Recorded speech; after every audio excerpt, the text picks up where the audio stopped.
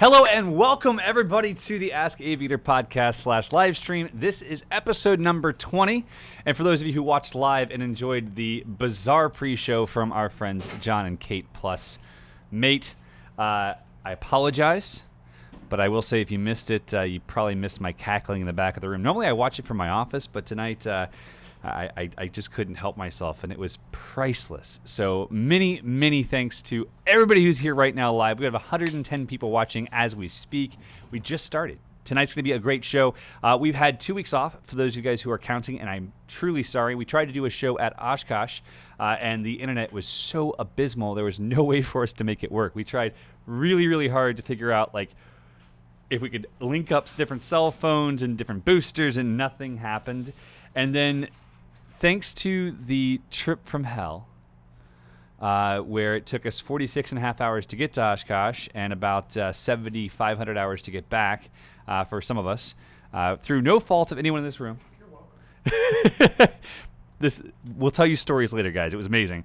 We weren't back on Tuesday, or the equipment wasn't back, and John and Nina weren't back to do the show last week. So my apologies, but we are excited to have you back here once again for episode number 20. Lots of stuff to talk about. Lots of good stories, bad stories, challenges, things we're learning from, things we're growing through. We're always glad to have all of you guys here. So Dave Counts, hello. Rodney Neufler, Chris Cunningham, Michael Abbott, Jeff Stang, good to see you. Russ Gassaway, should be almost home from North Carolina. Anime Niak, Saeed, good to have you. Paramotor Crazy, great to have you as well. Guys, always a pleasure to have everyone involved. Ripman Ryden, good to see you as well. I want to really quickly, I know that John's spit-filled water bottle is still up for grabs. This is going to be given away to Chris Cunningham, who is the only man we believe that deserves it. So, I'm sorry. I really am. But I hope you enjoy your new water bottle. And this is a special edition for students only at this point. So pretty cool stuff. PBG Bob Father, great to see you. Larry Learn, Eric Sheridan, Derek Trout, Mikey Richard, Jim Furman, Brandon Linker, and Larry D. Cloco, or Kiko. I can't see what it says. I think it's a light angle because I could see perfectly from 10 feet further that way. Now it's a little more challenging, but it's okay.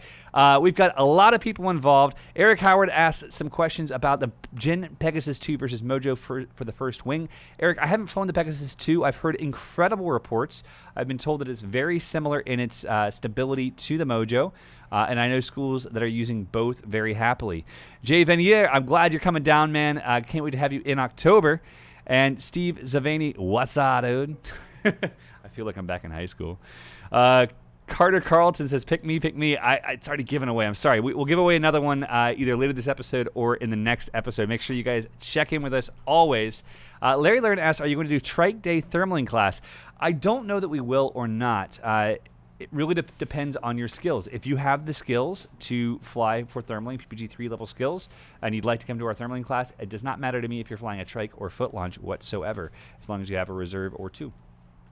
Uncle Tony, great to be back, my friend. Wes Hoover, thank you very much from Austin. Good to see you. Glenn Tussing, Matthew Pesci, always a pleasure. All you guys are awesome. So we have a chock-full show ahead of us.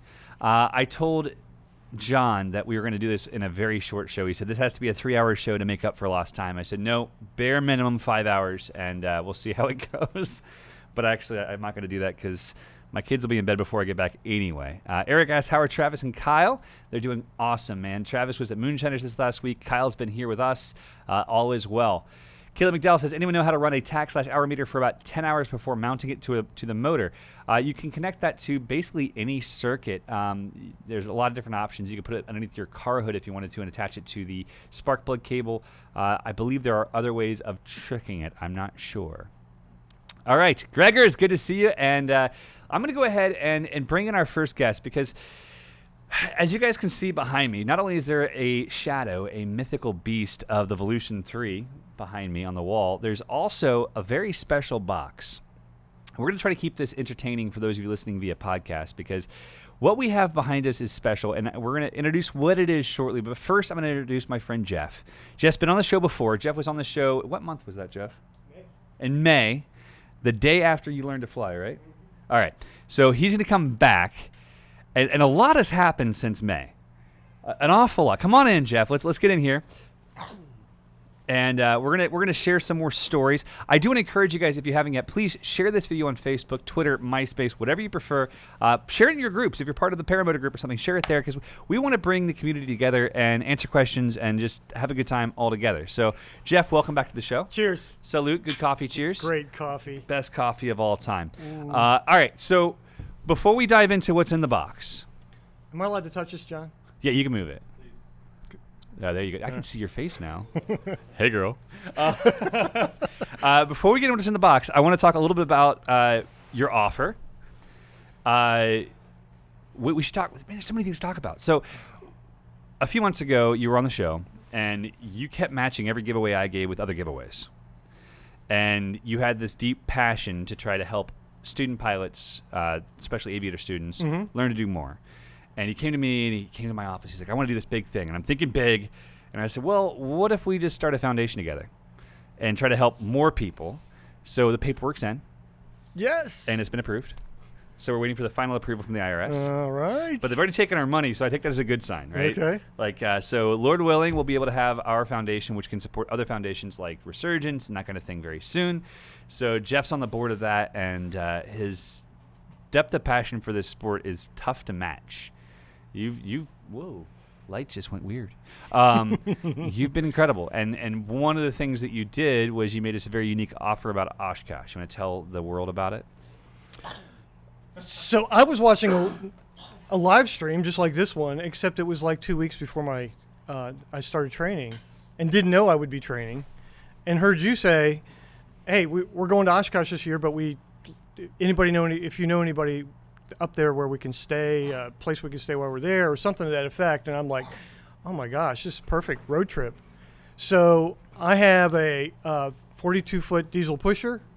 Which is for sale, by the way. Yeah, and he's first in line.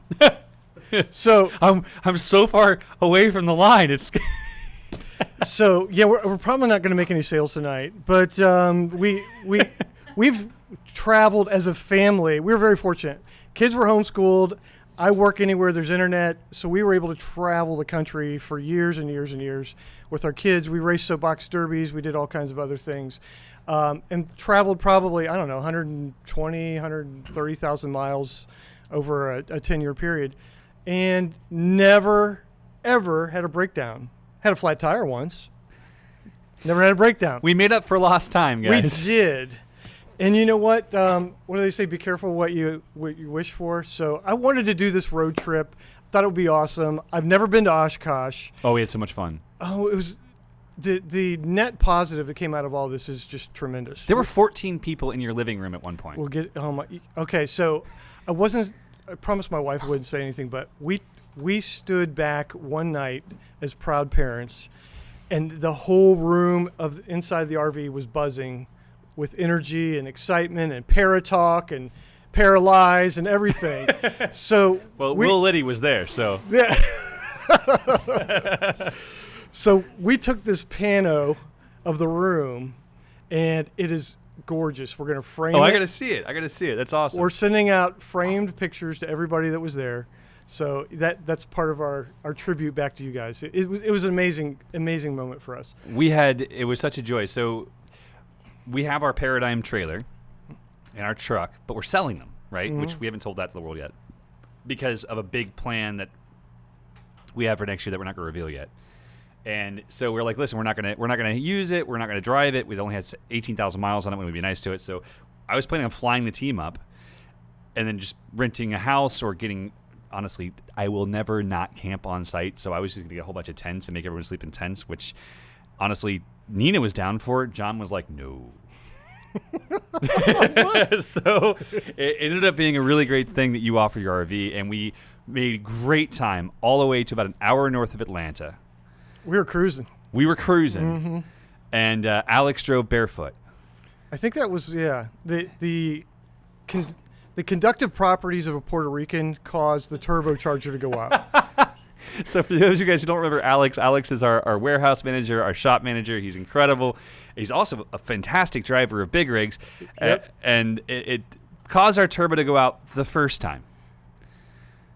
which was actually the second time of the week, but you already paid to have it fixed once. Already had it fixed. Brand new piece put on it. I'm gonna point this out. We have a fair number of fans, something like 79,000 on YouTube, and another like 10,000 on Facebook. And if anyone's watching this and you have a connection with Freightliner or Cummins, I want to point out that they have charged. they have incorrectly diagnosed the issue, not once, not twice, but 3 times. Yeah. Caused at least 5 days of downtime, and then charged him. Basically, I'm running the numbers. A paramotor and a wing. Yeah, well, I'm actually running the actual numbers versus my first car. I could have bought 20 of my first cars for what they charged you.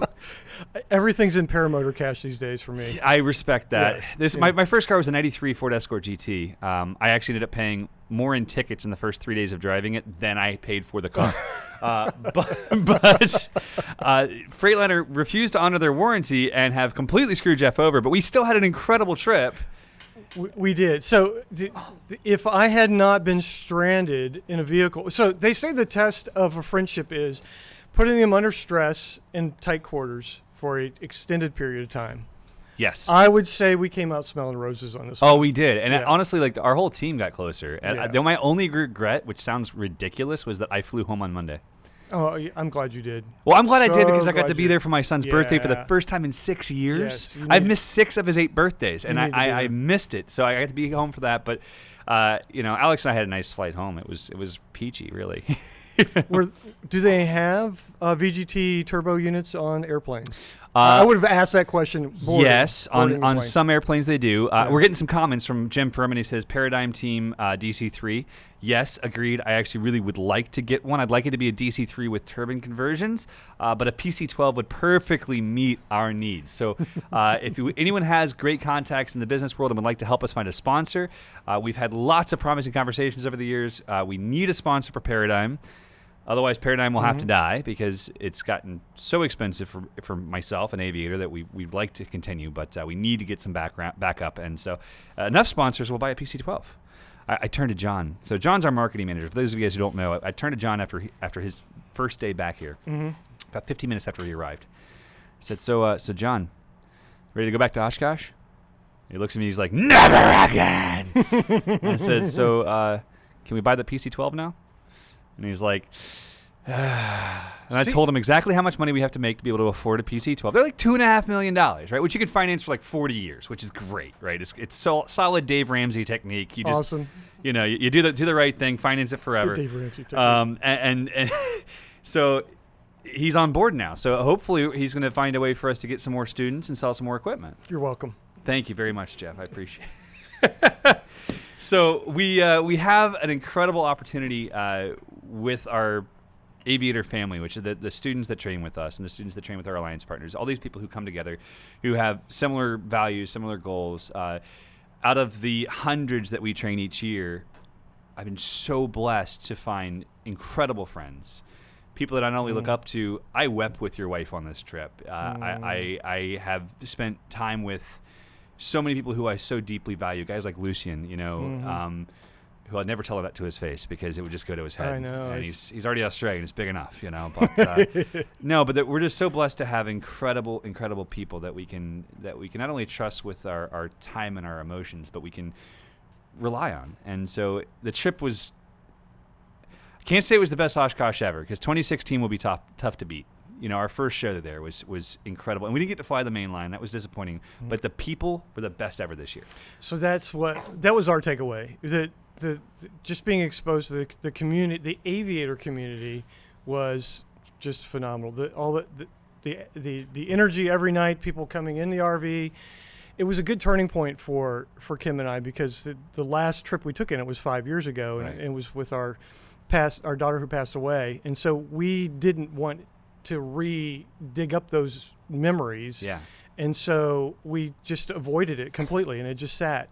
So I thought, what a great way to kick off a relationship, right? Spend 5 extra days in RV. But I tell you what, the trip up there was a challenge. Your call to go around the Appalachian Mountains was Let's just great make call. a quick drive to St. Louis. Great. And actually like 10 hours for our trip. Whatevs. And then the 2 days, or no, it wasn't. No, it was 3 days, 2 nights in the beautiful CIT truckers parking lots, where you had the amenities of, let's say, diesel fuel, dropping wrenches, and robotic repairmen just walking around. Was what we could see out the front of our window for the 2 or 3 days that we were there. It sounds like Aruba. Jamaica. Ooh, I wanna take. So, spending those 2 nights, 3 days with John and Nina was spectacular. I'm so glad they decided to stay with us. We developed strong bonds, lifelong bonds. They're awesome people. They are awesome. They really are. So I fell back in love with John because John's one of those personalities that you are engaged with, and you're like, holy crap, this guy's brilliant. And then like he's doing his own thing, he's doing his own thing. You're like, what's going on with him? And then you hear him. It was the last night on the way into Oshkosh, and he starts talking about UFOs. And it's like a 2-hour conversation. I'm supposed to be sleeping because I just come off of a 4-hour leg or 5-hour leg, and I couldn't sleep. I'm like laying there. I've got headphones in, and I'm listening to this guy talk about all the compounds and all like 115. Yeah, dude. Yeah, exactly. And I'm like, dang it, John's so brilliant. It's really kind of annoying. Like, he's so good at everything he does. Yes. So he's got me and my wife hooked on Bob Lazar. So we're following all things Bob Lazar. Yeah. Fabulous. Yeah. Nice. Fabulous. To answer Jim Furman, Grand Caravan XL, awesome plan, except way too slow. If we're going to spend that kind of money per hour, 100% has to be 340 miles an hour. Sounds fantastic. So I like the plan of the PC-12. But besides, they're the same price, basically. And the rebuilds are the same price. So you mentioned your daughter and this being your first trip back. And I loved a couple of moments we had where we got to discuss the fact that what we do at Aviator is not normal flight training, because we dive into the emotional. We dive into what's really happening with us. We dive into what really matters. And like for me, tomorrow's my brother's birthday. This is the second birthday since he passed. And he would have been 24. I guess, and it's tough, you know. It's not something that's easy to go through. But the reality is that we get to find our family, and we get to draw each other closer. My only regret right now is my brother Joseph's in Sweden, shooting the World Championship shoot right now. So he's on the USA national team, and I won't get to spend it with him. But I'm so thankful to have you as part of our family. I'm so thankful that you. Like this, it's just the bizarre way things work, you know, and to have you on the board of the foundation. And I really believe we're going to do good. I believe that we're going to do everything we can to try to bring people who otherwise would not have the opportunity for flight into this reality of flight. I've been working on my book so much the last week. My brain hurts. But I've been able to share some of those stories, some of those values of what it means to fly and how it shifts your perspective, how it shifts that thing behind your eyes. And I see it in you. I hate to say it, but you're completely different than you were. Yeah. You know, and that in a good way. Yes. Yeah, my wife says that he's a completely changed man, and I am. It's something that I sought after my entire life, and I think the reason why I'm so passionate about helping young pilots get involved, or anyone achieve their dream of flight, period, is because I waited too. I want to say I waited too long. You waited just the right amount of time. But if I'd done it sooner, I would not have had a chance to meet you and the Aviator family, which is an amazing family, hooked into for life now. It's a lifetime bond. But I want people to seek their dream of flight as early as reasonably possible in their lives. I mean, even earlier than is reasonable, because the reality of you and I's mission is that we want to take away the financial issue, because and we want to take away the physical issue. So if you don't have legs, you can still fly. If you don't have arms, you can still fly. My buddy Nick is going to come learn to fly with us. He has no legs, one arm, one finger. Oh, you told me about this guy. We're going to figure out a way to help him fly. He's amazing, right? Yeah. Like, so that's the mission. Is how do we lower the boundaries, because.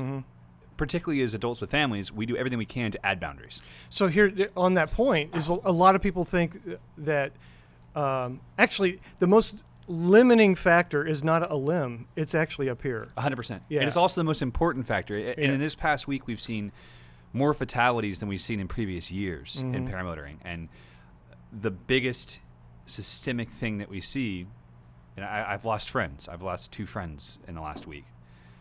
The biggest systemic thing we see is people who didn't check between their ears. who either made poor decisions or didn't count their weaknesses. And it's so impactful and so important to really dig deep and to pre-flight between your ears, you know? Absolutely.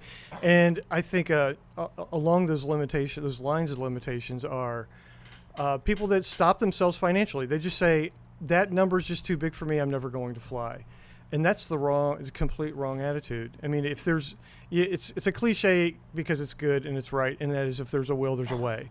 And basically finding a way to work yourself into that position, even if it means putting out the if this is something that you truly want to do, you're going to be thinking about it positively. You're going to be looking at every avenue, every option that becomes available to you, and maybe, and just maybe, it becomes you end up getting a grant from a foundation that says, because that's what you've been seeking, this is what you will get. Even if it's not a full grant, training, motor, all this other stuff, maybe we can just offer the opportunity. I want to go to Kenya. Right, I want to go to St. Louis. I want to go to wherever there are people in need. I want to go to some kid who lives on the street and say, "Hey, let me take you flying." That would be great. I don't care if it's airplane or paramotor. I want to be able to show someone the opportunity to change their perspective, because I just wrote this section in my book, so bear with me. I'm gonna preach. Oh, good. We are who we surround ourselves with. 100%. We are defined completely by those we surround ourselves with. So if we surround ourselves with losers, with people who don't have high hopes, with people who don't believe in themselves, with people who don't have a good work ethic, with people who don't care about others, with people who are self-centered, if we surround ourselves with those people, we are them. If we constantly surround ourselves by people who are better than us, who challenge us to be the best version of ourselves, who challenge our perspective of what we're meant to be, suddenly we're put in a different mindset. We're completely shifted on this paradigm line of who we were and who we must become, right? So we're in this position now where we understand that we're meant to be more. And it doesn't mean that we are meant to be more tomorrow. We're meant to be more today. And tomorrow will be meant to be more than we were yesterday. And each day we must grow. And each day we must strive to achieve. And that's why I've surrounded myself with great mentors and great friends, people who I respect.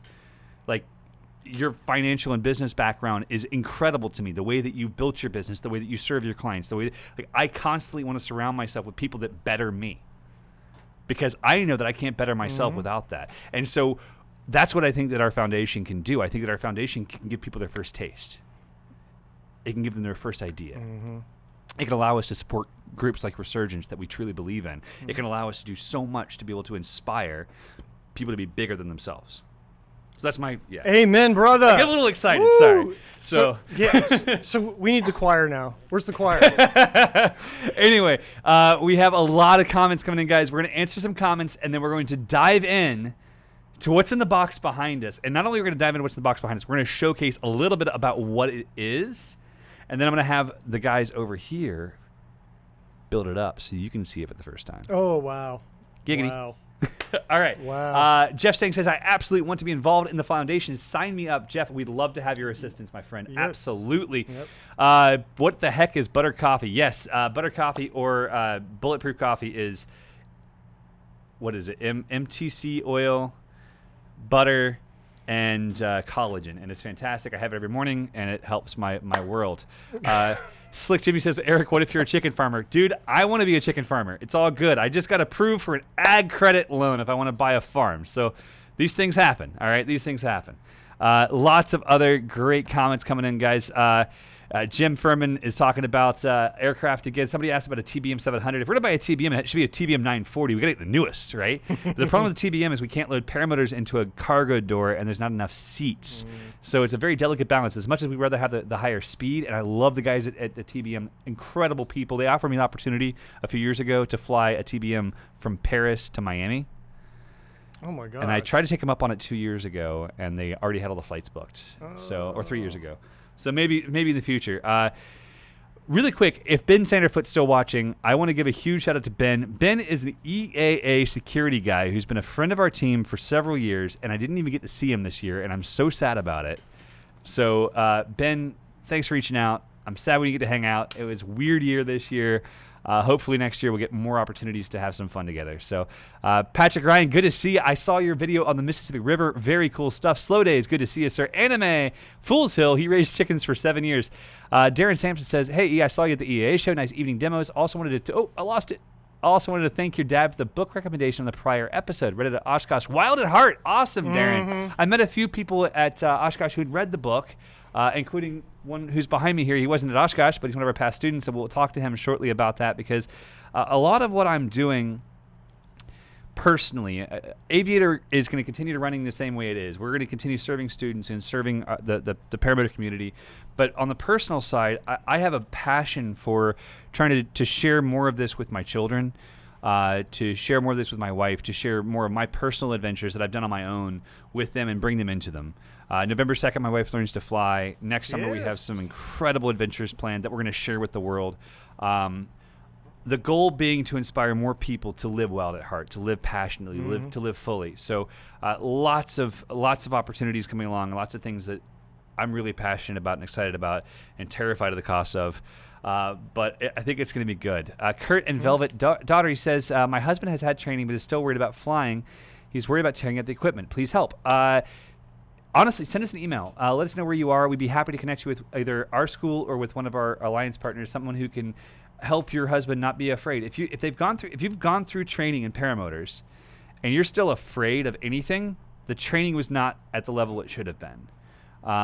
You absolutely should have concerns. You should have worries, perhaps, but you should not be afraid. To have fear is to have something you have no control over, right? To have fear is to have something you lack faith in. Right. When you left training here, were you afraid? Oh, absolutely not. Okay, good. I was really scared when I asked that question. No, I had the best instructors on the planet. I mean, yeah, I was fully trained. I felt very confident. I can tell you that being on comms for my first 10 flights or so and then having my first non-comm flight was a close second. It's unsettling. A close second to my first flight, yeah. But after that, it was like, Katie, bar the door. Katie, bar the door. James Long says, other than reading the PPG Bible and getting into some sort of shape, what videos or readings should I study before the November 2nd class? First off, James Long, you are in great luck because you have the best class compatriot for the November 2nd class. I have adored every second of 10 years alongside this woman, and you get to have her for at least 8 days. So enjoy my wife in your class. That sounds awkward. You know, there will be cameras in crowds that week. Yeah, I have a feeling there will be. There will be. So that said, as far as what else to read, I would encourage you to not overthink it. Jeff's an engineer, all right? So engineer brains have the hardest time letting go. They have the hardest time not accepting that they don't have to understand before they take action. And with paramotoring, if you can shut your brain off and act like a servo on a remote control and just do what the instructor says, you can fly day one. You can fly blindfolded day one because you just do whatever the instructor says. We'll be sending you a lot of information, James, before you come. So you'll have, hopefully by October, maybe even September, we'll have our first LMS modules up where you'll learn airspace, weather, all that stuff before they even come. And if you reach out to us, James, reach out to us and let us know when or where you live, and we'll try to connect you with one of our ambassadors. And he should start with some ropes and stick, too. Tell the story. You got to tell the story. You know what I need to do is send a picture of this thing to John so he can throw it This over. is pretty hilarious, but I absolutely love this. So hey, my wife's in the chat, and so is Nate's wife. Hi, Sarah. Hi now. So when I called in, I was one of those lucky guys who got a position that opened up pretty quickly after I called in. Yeah, you had a cancellation, and you happened to live 30 minutes away. You win. Yeah, exactly. And John Hancock called me and said, hey, can you show up on this day? And I said, yes. And he goes, yes? And I said, yes. And he's like, don't you need to talk to anybody? And I'm like, I just did. So it was a 1 week waiting period for me. So you beat the system. Yeah. So to get all the muscle memory and everything and get prepared for this, I watched the kiting video over and over and over and over again. But I made my own system of there's just some ropes tied to a stick that I nailed to the ground, and basically I had A lines and I had brakes, and I would put my arms out, I'd walk forward, I'd feel the A's tighten up, I'd release the A's, and I'd pull brakes, and I just did that over and over and over in the backyard. And then the kids started making fun of me and said, "Dad, when are you going to go play with your rope and stick?" So it was my way of prepping, and I think it paid off. I was really glad I did that. Jeff was our ace in the class. The big thing for us is always mental fortitude and being willing to listen. And you had built muscle memory, even though it was without a glider, even though it was over just a week. You built muscle memory based upon what you learned, and it was a huge asset. And we encourage everyone before they come, if you can, buy a Mojo. Kite your brains out. Oh my gosh, get a wing. Saeed just asked the question, what do you think about buying a really cheap ENA or ENB wing to practice kiting as a PPG noob for a few $100? 100% please don't. Because if you're buying a wing for a few $100, the chances are it's a relic. It's an ancient wing that's in bad condition, and quite frankly, the technology's come so far. I've been flying for almost 8 years. I don't even know. 7.5. I don't know. I learned to fly in April, either 7 or 8 years ago. I can't remember which. I probably should run the math on that. But the technology shift in the first 5 years was 5 full generations of gliders: reflex, lightweight, having nose cells that were supported by fiberglass rods or plastic rods. All these different elements came into play, and they're huge shifts. They're huge dynamic shifts in the ease of the wing. So buy a wing that you're going to fly. I understand you're going to put hours on it. You're going to kite it. It's worth the investment. If you estimate that every hour costs you $10 an hour, right? It's a little bit more than going to a movie. It's a little bit less than going to a movie and buying popcorn. It's worth it. Buy a wing that you're going to fly. We'll be happy to sell you one.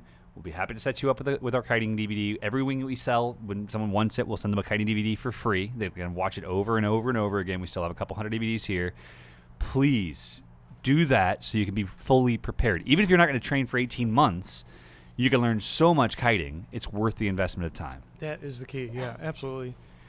We had someone in our class that came in because it rained out in Texas. Yeah. Came halfway in the middle of our class, and he was already Paraglider pilot P3. Yeah. Yep. And he came in, slapped a motor on his back, and he was in the air within minutes. So the wing is the most important. Yeah, the wing's everything. Yeah. The wing's everything. He's one of the few students we've ever sold an advanced wing to as a beginner pilot because he was already had several hundred hours of flight time and had every skill level. He went from Mojo to Spider to Sirocco, just like boom, you know. And he had the confidence and the competence to be able to do so very safely. Yeah. And that's huge for us. Like, we never want to put someone on something that they're unsafe on. So, all right, lots of more questions coming in, guys. I'm going to take a 5-minute hiatus from the questions. Those of you guys who are watching right now, 127 of you, I would like you guys to tune in carefully as we reveal Jeff's motor, the very first ever dual start Maverick. Yes. We've been asking for pictures from Parajet for weeks. Because I have guys like Lucy, and you're like, I want to see pictures because I want to buy one. And I'm like, that wasn't Australian. That was like window licking. It was a very different Australian accent. You have no idea. You have no idea. That. They're very similar. Lucy, and if you're watching later, I love you. But also, I have a helmet for you. I have something to make Lucian jealous. Oh, do you? Yeah, I do. Oh, it's coming out. Oh, look at this. I am so proud of this. Oh, my gosh. Read it, baby. Read it. We got a Aviator jersey with the Jeff Booth name on the back. Big pimpin'. Lucian, what do you think? Lucian, for those of you guys who don't know, Lucian is a student of ours that went to Paracosta. Great guy. He and his fictitious girlfriend, Molly, who I actually love way more than I love him. They put me in a group chat, and I need to find this because it's worth reading. After Oshkosh, where our dear friend Molly couldn't come. That's a shame. It was really sad. It really was. She loved Max from a long distance. She did, yeah. And I need to read these and type these. She went to Moonshiners with Lucian. Yes. Which I'm a little upset about. But I sent them videos of Max. Oh, excellent. And it made Molly cry. Oh, that's the best kind. So Yes. So. I mentioned to Molly that she's always 100% welcome here, and Lucian, meh. Yeah. And Lucian says, if anyone needs me, I'll be in the corner facing the wall. And I said, excellent, back to the closet with you. Molly says, I love that I, the one who has still failed to show up to any place Eric is still a favorite child. Lucian said some words that we can't mention on the live stream. I replied that I know many Mollys. She is my second favorite. I know only one Lucian. He's still not my favorite. Still not my favorite. And Molly responded saying, I'm framing this. I said to her, if you do, you'll edge out the other Molly for the lead 100%. She says, I'm at Kinko's as I type. These are the kind of people that I like to surround myself with. But before we go any further, I'm going to very cautiously hand you this knife. Awesome. We're going to flip this box up. Oh. I'm going to try to leave a running commentary as we make this happen. Hey, Kim is in here. My parents are in here. Hello, Bob and Tina, Mom and Dad. Kim, great to see you. Always a pleasure to have everybody in here. Ross, always good. And Ross asked something about finding a helmet that will fit Lucian's head and said it was impossible. So I'm down with this. I'm going to try to commentate this as we go for the podcasters not watching live. We'll cut this first. Right. We'll figure out which side is up, and then we're going to rotate, pull it out of the box, and showcase. Also, this one's a funky color. It got sick somewhere along the way. What? Brian Pearson asks, is the Sirocco 2 rated or equivalent to ENC-ish? It is the Speedster 2 is rated ENC. The Sirocco is the same wing. Eloy Garcia, good to see you. All right. What is this nonsense? Yes, green machine. It is a green machine indeed. That is the deepest. That is like emerald. Emerald green. Gorgeous. All right, we're putting it down right here. All right. Can you hear me all right, John? Yeah. I think Excellent. This is the bottom here. That's the bottom, so we're going to tip this thing up. It rotates. All right. You want to try to pull it out? Are we going on the table? Not on the table because they'll knock everything off. Right. I don't know where you're going. Suck it out. Where are you going? We might need some help, guys. Where are you going? We go to the floor. Oh gosh. You opened it. The snap board. Didn't break. This is not going as planned. We got it. We got it. We were aces, guys. All right, so we want to showcase what the electrical system looks like because the electrical system is really cool on this. Oh, did you guys look at it already? No. No, I saw the CNC drawings in February. The tape with this. Right. You gotta get your zipper. Get your zipper, Jeff. Yum-mum-mum-away. In the jungle, the mighty... I'm going to stop now. Oh, all right. Look at those arms. All right, let's see if we can pull this thing out. Forward. And then up. Shake them up. Let's see. It's attached in some way we don't know.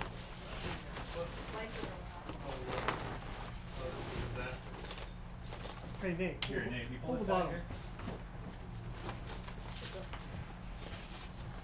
Strap it. Hang on. It's right here. It's right here at the bottom.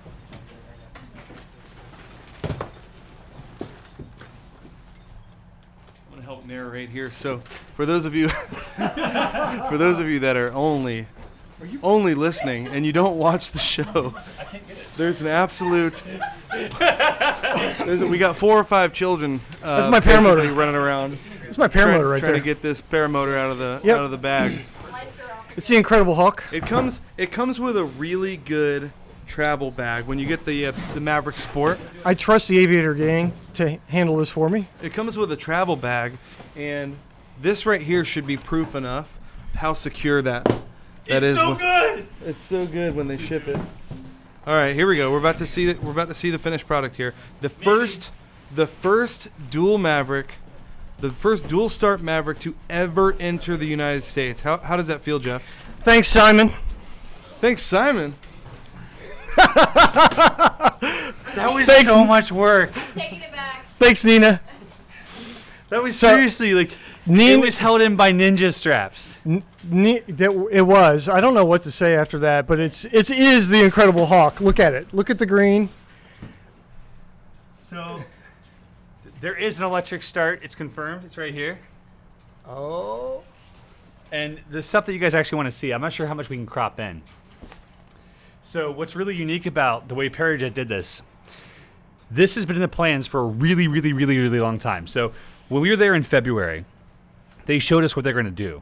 It's August. It's finally finished and perfected. All the electronics for this, like all the electronics in this, are housed above the fuel tank in a small pocket that's molded into the tank. No way. Yeah. So there's actually a box behind the harness in the fuel tank that houses your battery, all your wiring. So this is designed to be completely streamlined with nothing outside. So this has been gyloed. This has been gyloed. So gyloed is the same synonym you might use for it's been Aston Martined. Mm-hmm. It really has. Oh my gosh. That was a lot of work. Let's see. I can't show it. We'll take some pictures and show you guys up close exactly what it is. No, Roy, we have not, sadly, been drinking. We'll put out a video soon. There will be a video very soon about everything it is. That was probably the most work I've ever done to take a paramotor out of a box. But I hope it was worth it. It came with stickers, so that's cool. All right. I'm out of breath from that. I'm not going to lie. So, yes, I believe it's a LifePo. I'm not sure exactly, Joe. I know it's a safe battery. But this sexy beast is all yours there, Jeff. What do you think? I'm going to turn around. Jeff's going to turn it. This is the sexy side. The sexy side. I like the green. I didn't think I was going to like the green. I like the green. That's what everybody's going to see when they're flying. That's all they're going to see is right you. there. Yeah. By the way, I got my new free ride today, so I think I'm going to be seeing the other side. Yeah, I'll be watching you. Oh, hey, by the way, thanks for my first Virgin tip bump. I don't know what they call them these days. I got to be one of the cool kids. Bump tip bump. Tip bumped. I bumped your tip. You bumped my tip. In Wisconsin, no less, outside of Oshkosh, with carbon cubs flying by and ag planes flying by. There was crop dusters and everything flying by. But you, with the 30 other paramotors in the air, you did that tip bump thing, and then that was the easy part.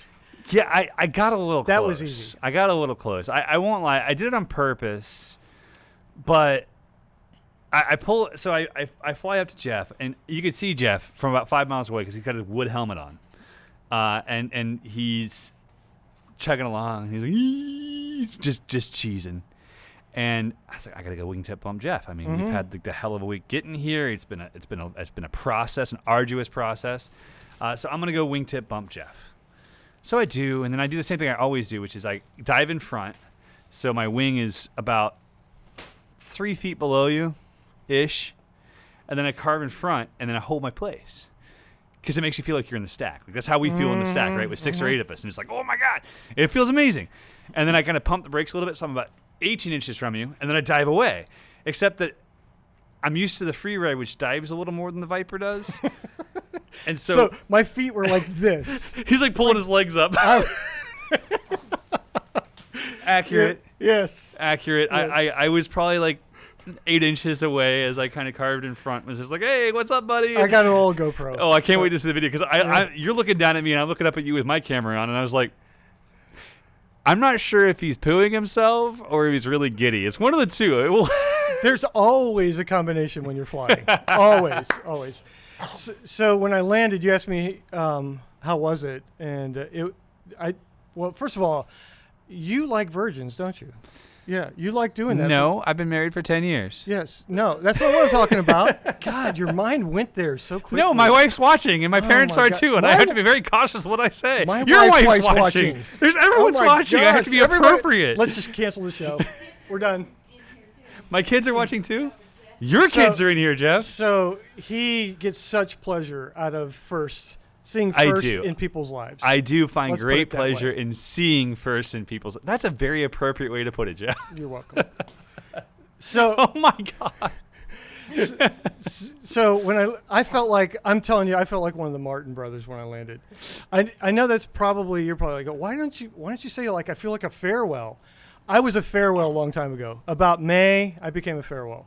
But flying with the Martin brothers, flying with the Paradigm team, flying with you, Oh, we having had so that much experience fun. for the first time. Did you enjoy watching me run out of gas and land in the cornfield? I didn't see that. I just know that they came hustling over to me after they filled you up because I was at 1 liter.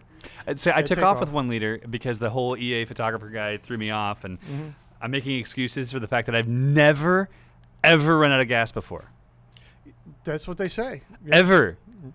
Like, aside from on purpose. I've never run out of gas before. So what motor were you on, the Atom 80? No, I was on my Maverick 185, Oh, okay. my Evil Knievel edition, and I screwed up big time. Bray says hi. Who? Your daughter. Bree? Bree. I called her Bray. Sorry. My bad. Hey, Bree. So She's amazing. She's my daughter. Yeah. I can't wait to meet She's her. amazing. Yeah. She is. We got the whole family involved this time, Yes. guys. So, Mom, I'm sorry if I offended you or anyone else in the chat. I feel the scrutiny already here. But I have to apologize to your dad too. He came down on me quite hard for a term that is used in training when your wing goes in front of you and you don't quite take off and you maybe stumble forward. Yeah, that's called a knee drag. That's a knee drag. Just saying. if it's all that drags is your knee, yes. Yes. Otherwise, I have to disagree. When it's your shoulders and face also, No. you have to call it something else. no, Dad says it's a knee drag. All right. All right. Lots more going on. Tony Marzano says they never talk about the EFI. Not sure why. Seems like there's always carb problems, and it wouldn't EFI fix all those problems? Yes, Tony, it does fix all those problems. We have EFI kits going on our school units now. We've been very pleased with the EFI. It's working great. It's super solid. I'm not sure if the battery is big enough on this for the EFI. To answer someone else's question, we will find out. So I just had one of those moments. Anybody want to know what the RV trip was like? Just replay getting that paramotor out of the box. That was our trip to Oshkosh in a nutshell right there. So They have a new strap at the bottom that's never been there before, I swear. yes, the VGT. Hey, Tom, what's his Kubat? Tom Kubat. Oh, Thank him. A huge ton. shout out to Tom. Yes. If you guys aren't following Tom Kubat on YouTube, I think he's about to hit 2,000 subscribers. Maybe he already has. Tom Yeah, is follow him. a super, super gracious guy. First off, he's about half my height, but he's about 8 times more gorgeous than me. So and twice the hair. yeah, so you have to think of him as being like one of the most beautiful people you've ever met, with a really sweet personality, gorgeous family, and we are having major issues with the turbocharger on our Cummins diesel on the way to Oshkosh. And this guy happens to be a turbo engineer at Cummins, paramotor pilot. He also has one of the most glorious early takeoff wrecks I've ever seen in my life. I had to fly in a couple years ago, and he got to fly some of our stuff, and just a really good dude. I want to be on Paradigm. I really want him to be on Paradigm. I really do. So I want to tell Tom that I watched his takeoff last night, and I just want to let you know, Tom, nothing compared to about what I'm going to release at some point when I'm comfortable with it.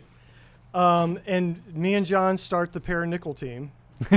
We're going to release this video as the poster child for what Para-Nickel is all about. It's the new guys just getting started, because it's not all glamorous. Like Tucker, I love you to death. You are awesome, but it's not with old guys and fat guys. It doesn't look like that. So No, Tucker's an angel. Me and yeah, he is. He doesn't need Red Bull.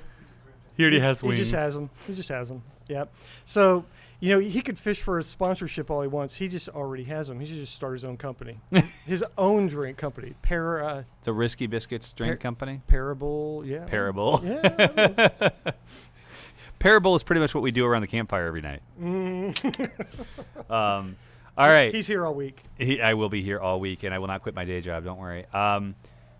More questions coming in. We are only not even an hour into this. Can you believe that? Wow. 5 hours scheduled? I think we're going to go for the 24-hour stream tonight. 24 hours. John's going home. John's headset's off. He's leaving.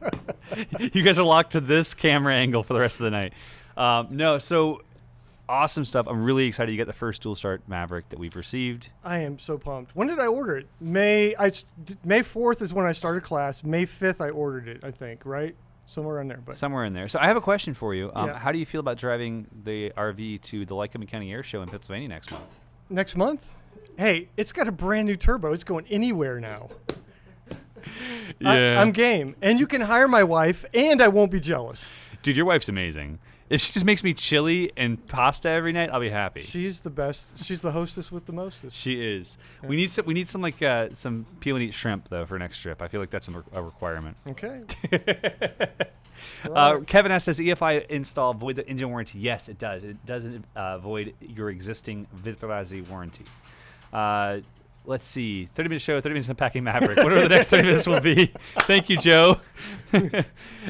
Oh my gosh, Yankee and SC. Good to see Yankee. He says, hair, fat, and old. Can Eric share what the future looks like in say 5 years on the road when he has less hair than say Yankee? Will paramotoring still be cool as the community has aged? If paramotoring is ever cool, I will eat my own shirt. It's ever cool. We fly butt fans. We have the least usable conveyance technique in the history of mankind. But we find the most joy of any kind of flying. There's nothing like it. Yankee had a 210 when I met him, Cessna 210. He was an airline pilot, super sharp guy. He actually ended up teaching himself to fly because we didn't have space to teach him. And he's has some really interesting videos about the experience, what it was like to come as a commercial pilot.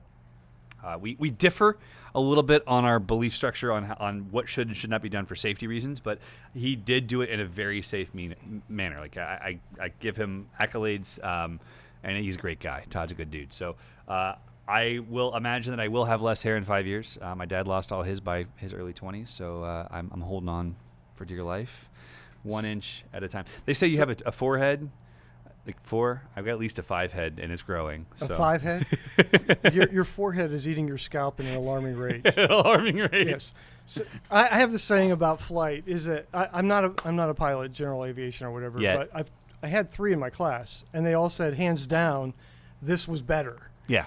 But I think it needs a qualification. If you're seeking just the joy of flight, this Oh, is 100%. it. If you're seeking the utility of flight, getting from point A to point B, then general aviation or becoming a commercial pilot is the way to go. The cost money. difference is exceptional. I mean, I have an airplane that costs less than a paramotor, but it costs me on average $5,000 to $6,000 a year to own it. Okay. Right. So the differential is that this will cost you probably about $8 an hour to operate, between your fuel, oil, and maintenance. What's Lucian's cost to own it? For Lucian? Yeah, is it 800. It's 800. Yeah, Okay, minimum. Minimum. I thought so. I wish he was here to defend himself. This is like this is hurting my soul. He's not here. Alex Collage asks thoughts on the Parajet Zenith. The Zenith is amazing. It's a fantastic unit. It's a little heavy. The weight's pretty far outside because it is it's CNC'd, so all that weight's on the outer hoop. I prefer the Maverick personally. That's one of my personal units of Maverick. It's very strong, and it's easily broken down and easily repaired because of its modular structure. We definitely think that it's a fantastic unit. The last one we sold was taken to Australia, like the day after it arrived. Guy packed it up, put it in a backpack, and took it to Australia. So not a bad unit. There are ups and downs to everything. Saeed asks how much extra weight does the dual start add to a regular Maverick? I don't know, because we haven't weighed them in-house, and we don't like to release weights until we've weighed them ourselves. This one just arrived. We'll let you know as soon as we've actually weighed it properly. Let's see. JP Tulo says that his buddy has a custom Maverick in the same green, and it looks really sharp. Oh, JP Tulo, I got a word for you from John Hancock behind the camera, who came to me in a panic a few days ago. I wasn't in a panic. It was a slight panic. They can't hear you, John. And he said that you're doing water foot drags on like your 7th hour flying. I'm going to encourage you and everyone else watching. The one thing we always encourage students, if you're going to start doing foot drags, awesome. Start off with foot drags on land that you land on, into the wind, for your first, say, 500 to 1,000 foot drags. And fully expect you're going to run out a few. I've run out more than my fair share. Then find a puddle. You use the puddle to be your friend, and you can ski across the puddle, and you're going to run out a few. You're going to be really good at it. All the way out of your harness, ready to run, maximum extension. Generally, I use my toe. When you're learning to water foot drag, use your back toe, but do it on stuff that you can run through. And then go to bigger water and do 500 to 1,000, and then go to moving water, 500 to 1,000, right? So like So why your toe and not like your heel out front? heel out front's better for planing. Okay. Toe gives you an extra 8 to 15 inches, depending on how big your feet are. Oh, I see. Okay. So the goal is to maximize your level. Size 14 over here. So. Well, yeah, they're kind of big. The key is to maximize your level of safety. So when learning water foot dragging, I'll generally trim out on a wing you can pull brakes on.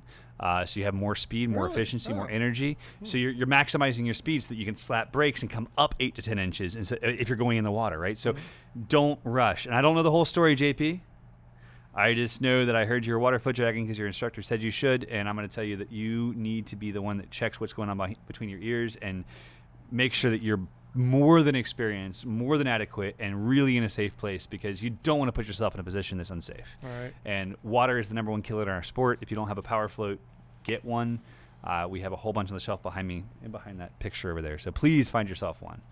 All right. Yeah, I didn't do my first SAT until my 4th flight. I think it was your second. It was on launch. It was on launch. Yes. If you're doing a SAT on launch, yeah, good for you.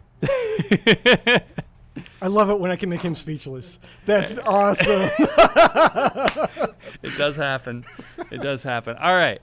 We have some more questions that have come in through for a while here. 009 to 090 asks, can I obtain my USPPA tandem certificate without getting an instructor certificate?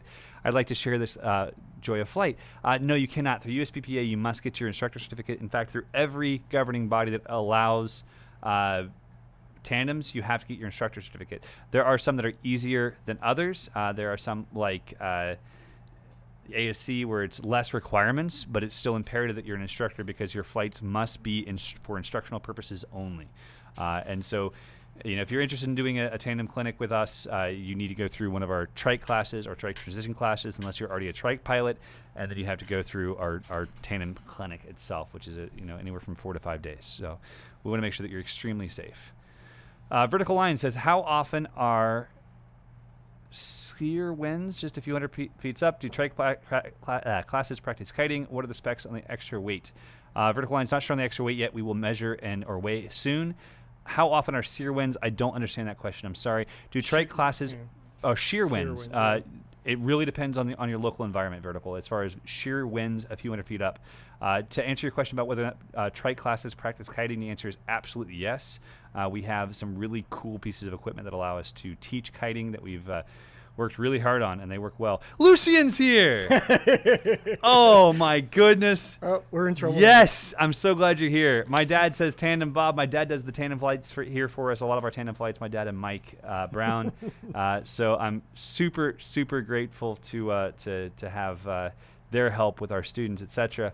And Lucian, glad you're here. You have missed an incredible show so far. We've not talked about you at all. You'll definitely have to go back and watch it. Nor have we referred to the fact that Molly is so much better than you awesome. and pretend. Yep. More pictures of Max coming. More pictures of Max coming. All right, Michael Albert says, foot launch to trike transition, what's it like? What are the main points on launching, landing, etc.?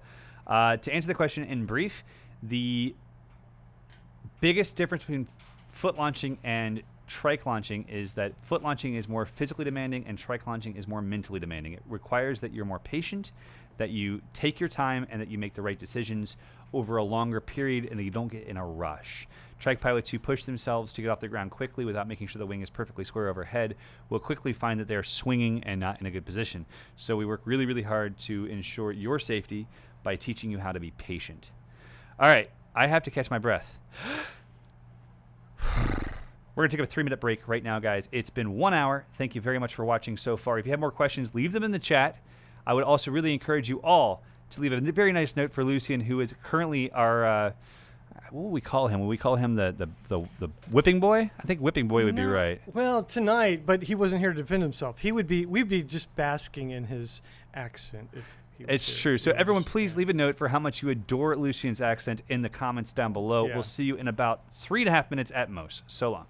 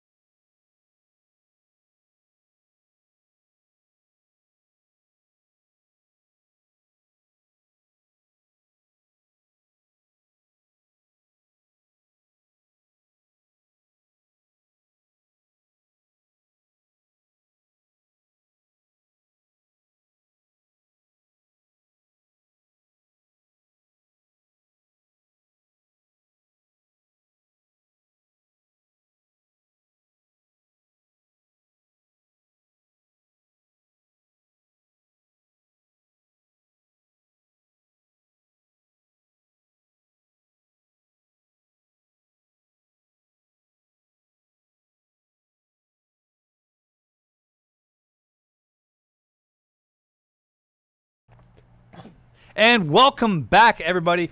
We had a whopping 2-minute break, I think. Craig Taylor, great to see you. Always a pleasure. Starfighter, good to see you as well. Rathox, lots of good people in here. Lots of great questions, actually, from lots of people throughout this entire time. So I'm going to do my very best to answer them. My wife texted me in the break to say that she is not offended by anything I said and that she loves me. So thanks, Nell. Redemption!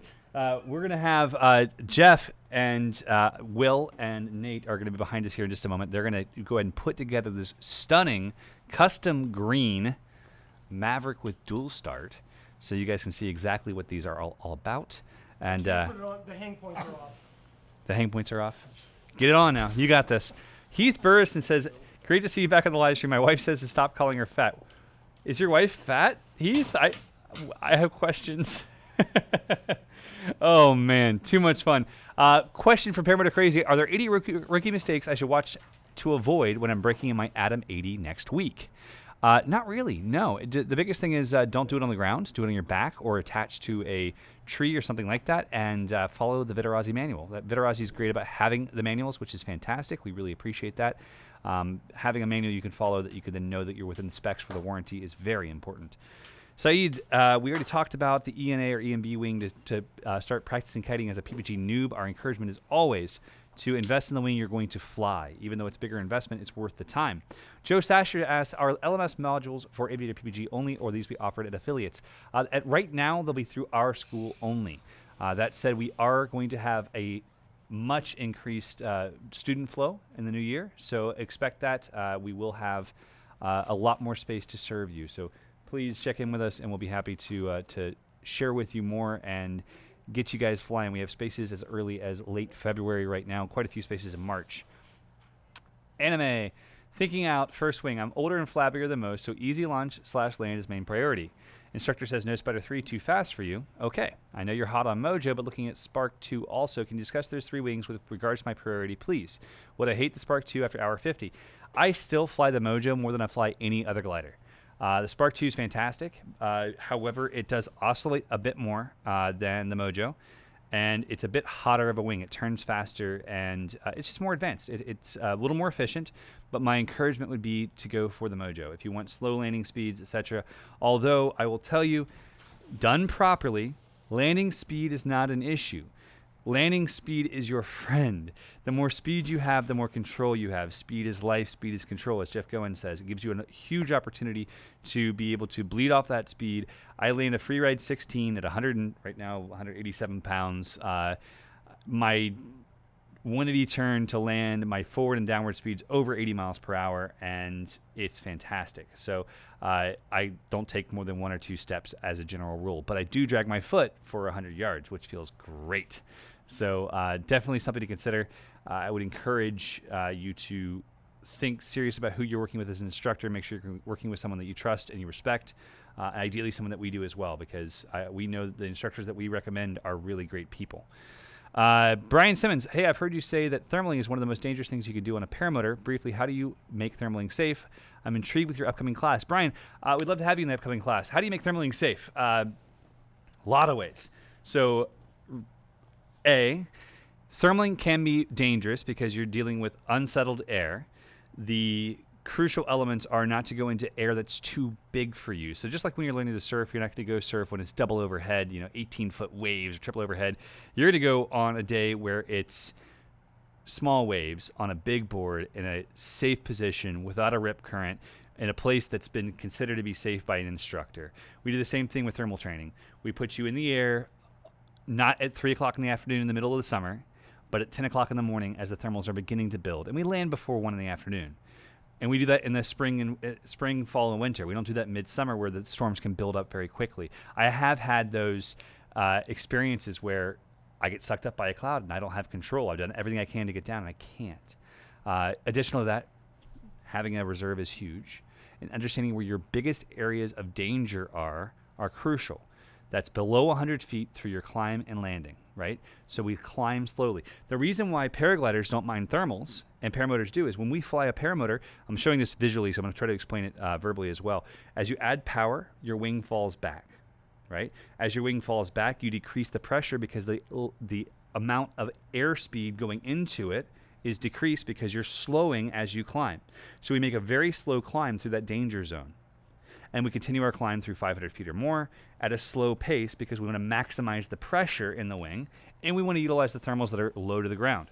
Again, we do it early in the day in a position where it's safer. Not completely safe. Nothing about flying is. You're doing something superhuman. But we do it in a way that allows us to make sure we have no vertical development around us, no big clouds. We're making very careful, cautious decisions through every step of the way. Very, very crucial. All right. Oh, excuse me. I didn't mean to slam the table.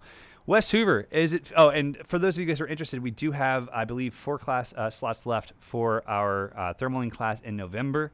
If you're interested in joining us, please, November 16th, I just got the word, please find the information on our website under advanced classes. Love to have you. We just finished our first PPG-3 class, and everyone who came passed their PPG-3, not just well, but with flying colors. We had a really interesting menagerie of different people, pilots who've flown consistently since their training, pilots who haven't flown consistently, pilots who are commercial flight instructors and want to increase their value that didn't have the ground school in their first classes. Fantastic class. I got to be a part of it for a good bit this weekend. I really enjoyed it.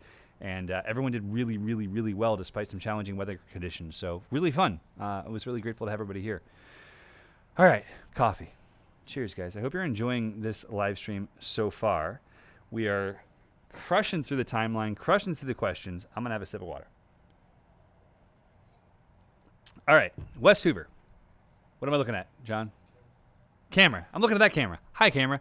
Wes Hoover, is it feasible for a beginner to buy a Spider 3 as their first wing after training? Yes, absolutely. In fact, we sell about 60% Mojos to our students because the majority of our students' budget isn't their primary concern. They aren't as worried about spending an extra $3,000 as they are about having the best possible experience. Having an experience that's going to make them the safest pilots and give them the broadest spectrum of flying characteristics where they can learn everything about energy management and have a wing that's going to keep them safer.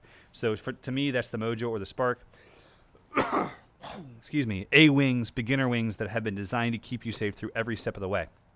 These wings are epic. However, 40% of our classes are on a budget. They're either family men or they're young or they're doing this out of passion and they want to buy a wing they're going to be very happy with for 2 or 3 years. And the Spider is that wing. It's a wing that's going to keep you, to give you more speed, to give you easier launching in the mornings with no wind.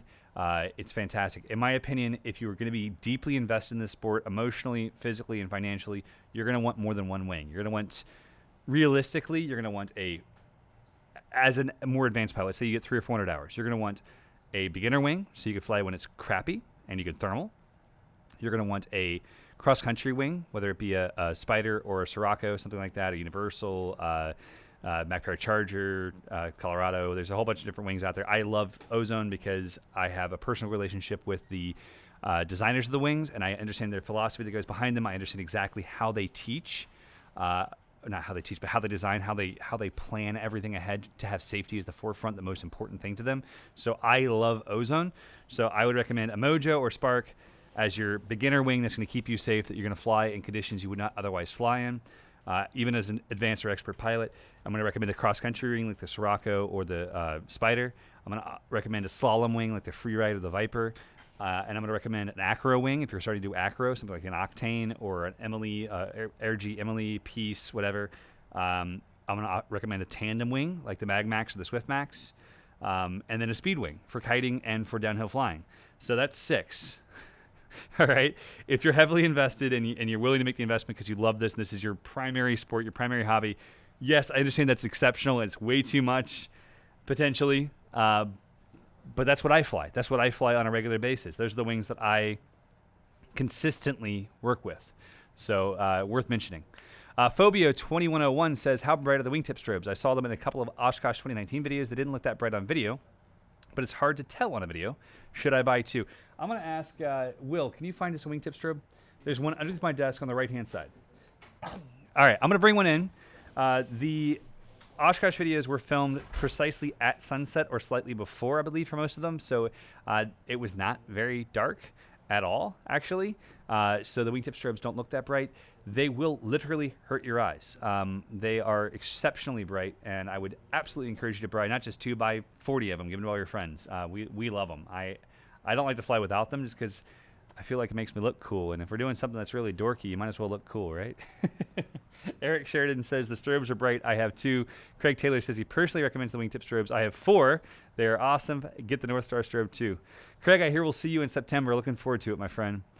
All right. More questions. Wes Hoover, is it... we already answered that one. Clay Ganad, troll. Do you teach stuff like what I call walking up to a wall or landing on top of something similar to a telephone pole as example? Thank you for your reply. Clay, we appreciate you trolling. We do not teach that in our standard classes. No, it is certainly something that we'd be happy to work with you on. I love to play with stuff like that. I love landing on top of windsock poles. I love landing on top of airport signs, and there's a container next to our shop. That's one of my favorite things to land on, to be able to land and just hold yourself there and play. However, we don't fly off of a beach, so our wind is not nearly as consistent. So we're consistently flying in air that is turbulent and not as easy to fly in. So it's not going to be as easy as flying at the beach. All right. Battery's dead? Yeah. The battery's dead. Will it even turn on? All right. Will you grab me another one? They should be in... Right there on the... I'll grab one. All right, Nina's grabbing us a wingtip strobe to show I didn't charge my batteries. I'm failing. I got my new wing today, so now I have to charge my batteries and have them back in my wing again. It's going to be great. It's going to be excellent. All right, let's see. Any more questions I should answer? Hey, Shane, nice to see you as well. Ripman, always a pleasure. Guys, we have had a fantastic show so far.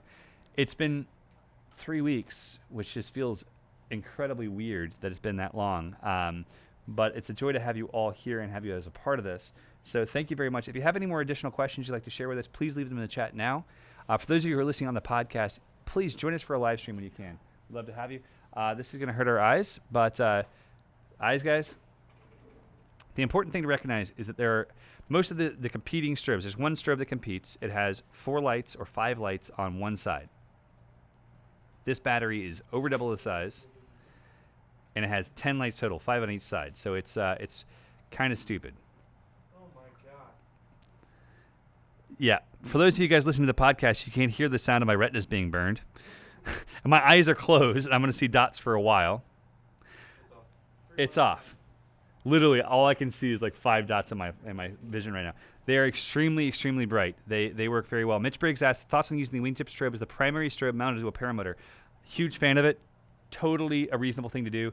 I still prefer the North Star because it is even brighter than this, and it allows you 5 different modes of how fast you want the light to blink.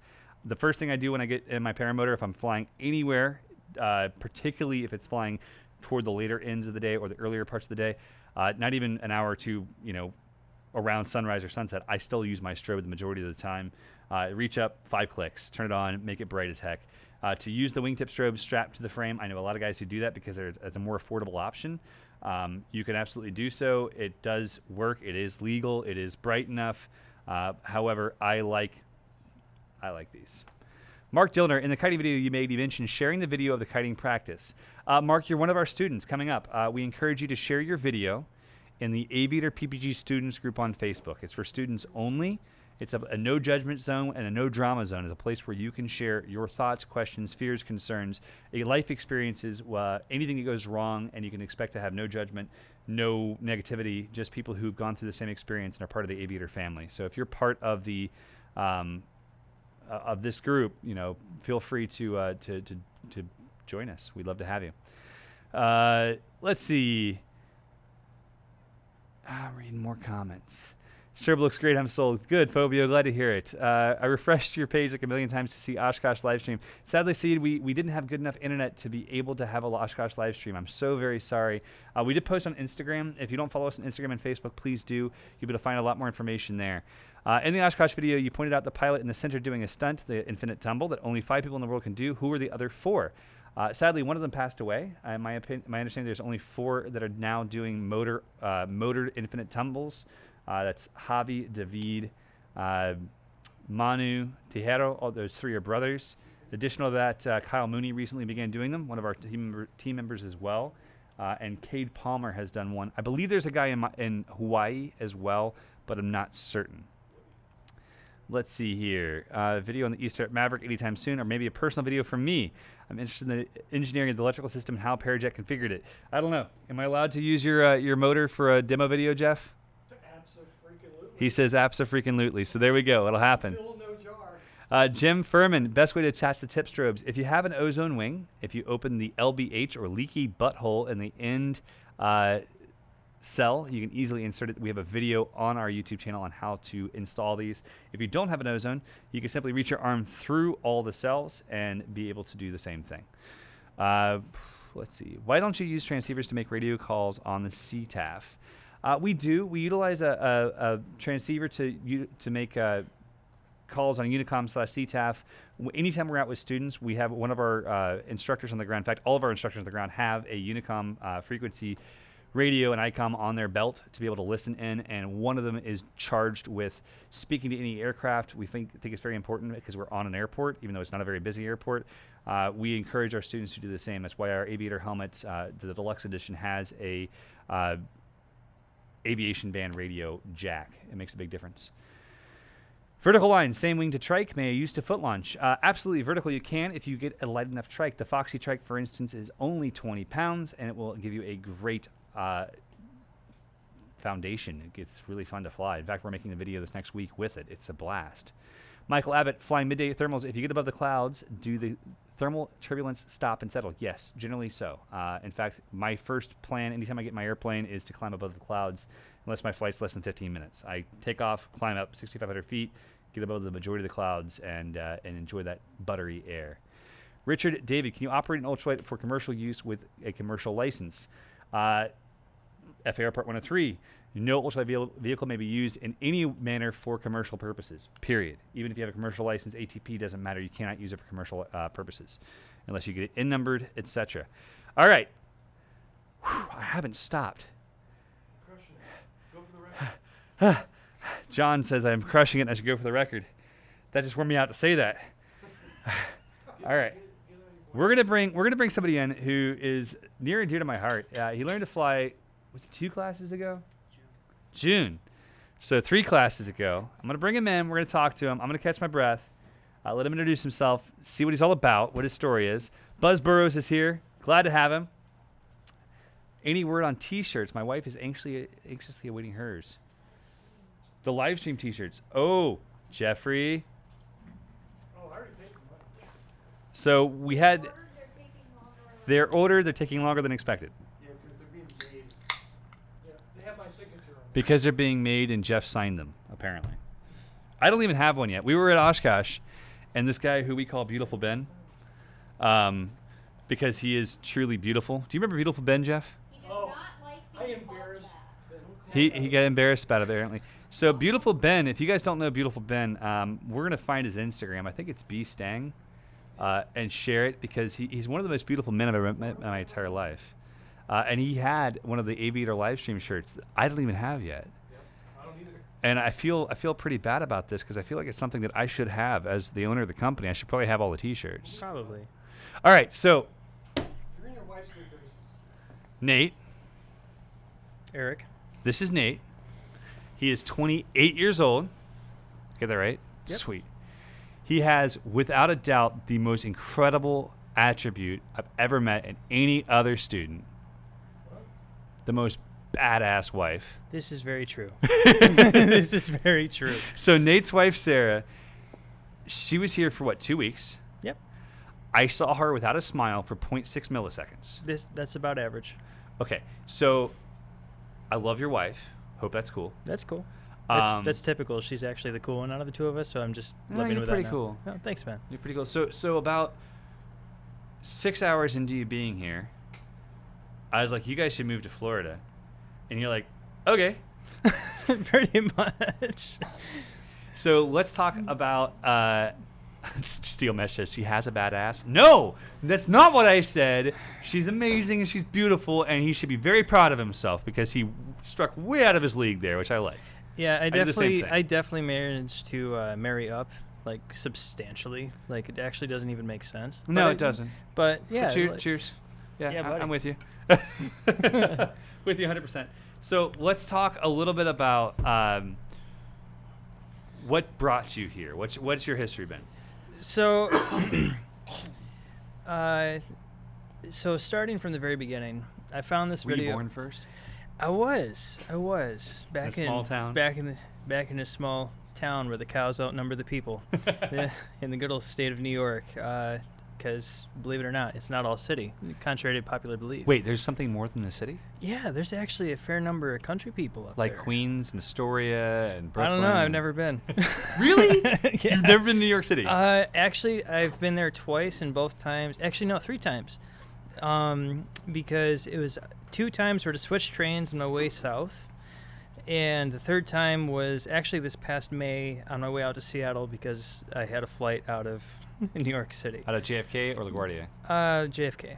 So you barely got to the city at all? Correct. It's like, hey, nope. So I bye. lived in New York City. So my sister lived in Astoria for like 6 or 7 years in Queens. And then I lived in the city for a while, probably 6 weeks, 8 weeks.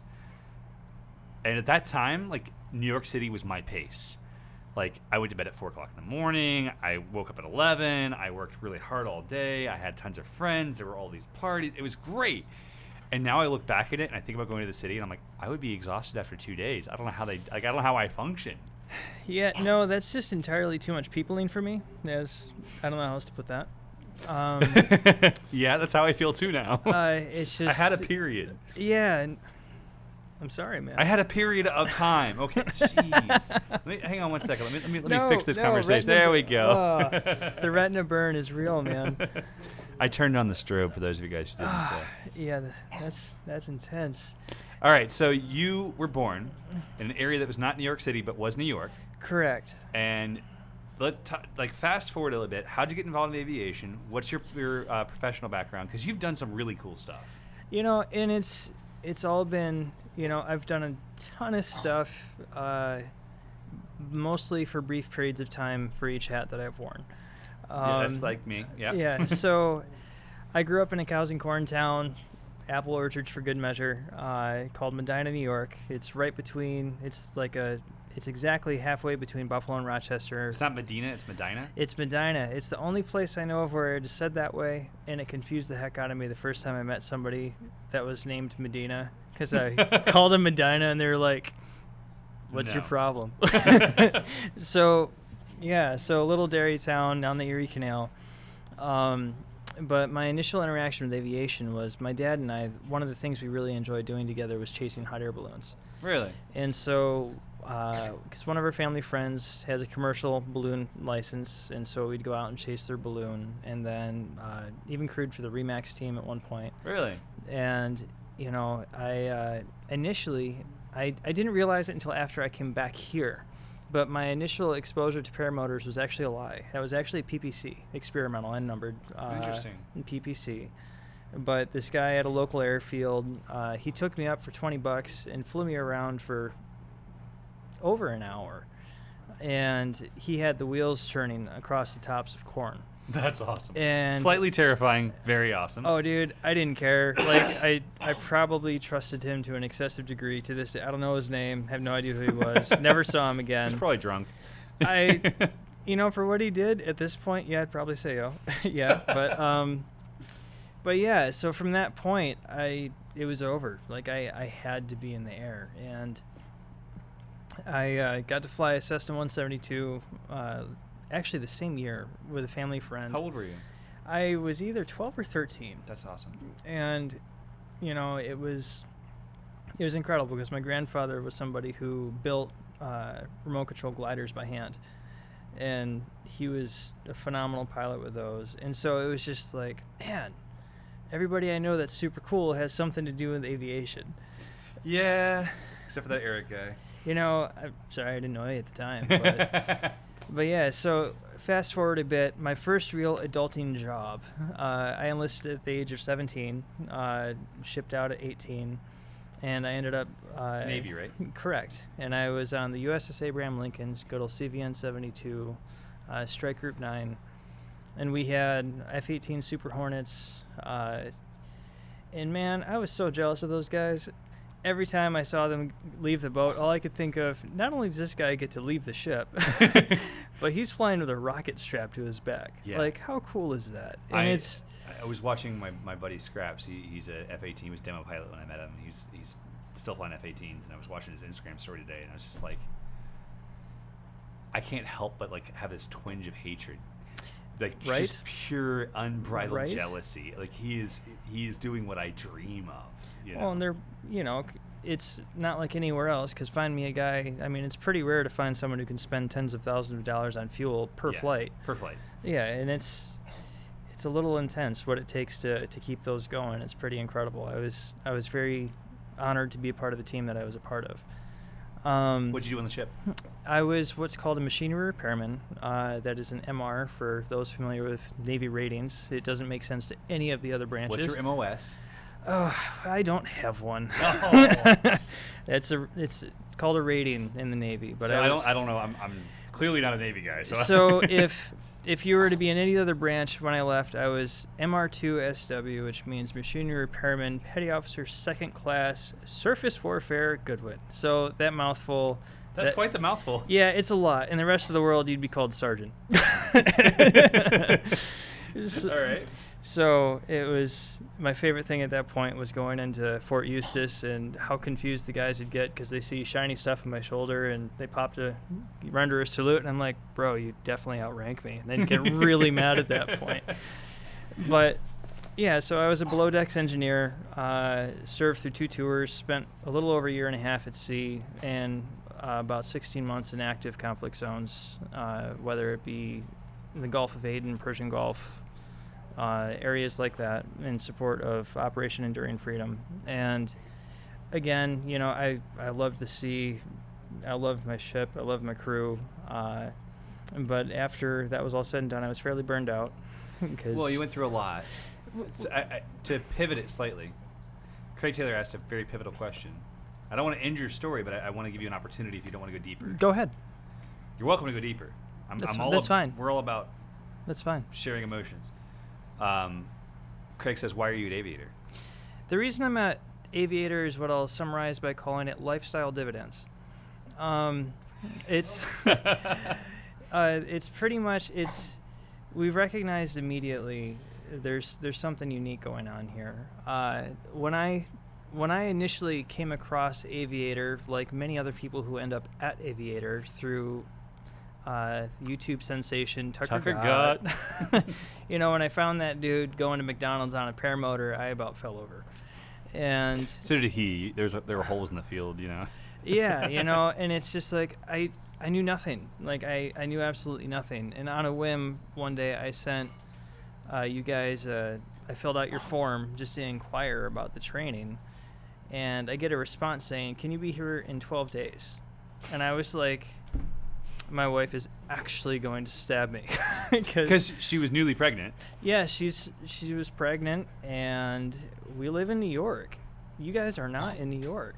Not yet. We're working on it. Oh man. So shockingly enough, I bring it up to her, and after a brief moment of panic, she goes, "Let's do it. We could use a honeymoon / vacation / you go flying," because she knows that it was a dream of mine since a very young age to be able to fly, and she's had the aviation bug. She, again, being the cool one, she was in the Army, and she got to ride around the mountains in the Cascade Mountains in Washington, buckled in to a Chinook with her feet dangling off the back of the My buddy flies Chinooks, one of my past students. And ever since then, she knew there was something special about flying. And so the biggest takeaway has to do with, again, like we read through the book Wild at Heart together because I had read it already. And I love that it's so synonymous. It's so cool. It's incredible because, and these are her words, not mine, but she says, "I want a husband and father for our child that is truly living." Yeah. And that is fully alive. And that's critical to understand when you're even considering aviation, because that, in conjunction to, I know a belief that you and I share, there's a switch that gets flipped when you become an aviator. I'm taking notes on that quote because he quotes from my book, and that's a really good one. Ah, yeah. So, courtesy of Sarah Goodwin. That's happening. So it's because when when you've experienced, and to take it deeper, I know you would never ask me this, but when you're somebody who has experienced trauma to any degree, Yeah. whether it be combat stress, domestic, a car accident, to me, I know there's people that would disagree, but trauma is trauma. Trauma is trauma. And the effect on your life is, in my experience, pretty universal. And you need to learn how to enjoy yourself all over again, how to live all over again. How to accept yourself all over again. Correct. Yeah. Whether it be survivor guilt, whatever. There's so many nuances and facets. It's ridiculous. I had this conversation with Jeff, who shared his daughter's passing. So June 22nd is the 1 year since my brother died in his car accident, and he was the first other instructor here, and he was my best friend and the biggest pain in my butt. And a year past his accident, I told my wife I didn't want to go. I told her, I was like, I don't want to go. I knew my dad was coming to fly. I knew my brother Joseph was going to come fly. And I knew that my sisters were in town. But I flew. I came in early and flew with my dad, my brother, and my sisters. And I shared this recently with somebody else. And it was seeing my dad's face. My dad's 72. Fantastic pilot. Never flew till 5 years ago. And getting to see the unbridled joy on his face on the hardest day of the year. When my dad dies, I'm going to remember being just west of 1735, dropping down on his right wingtip, looking over at him and watching his face light up. Watching purity of spirit, purity of joy, purity of hope, purity of knowledge, purity of...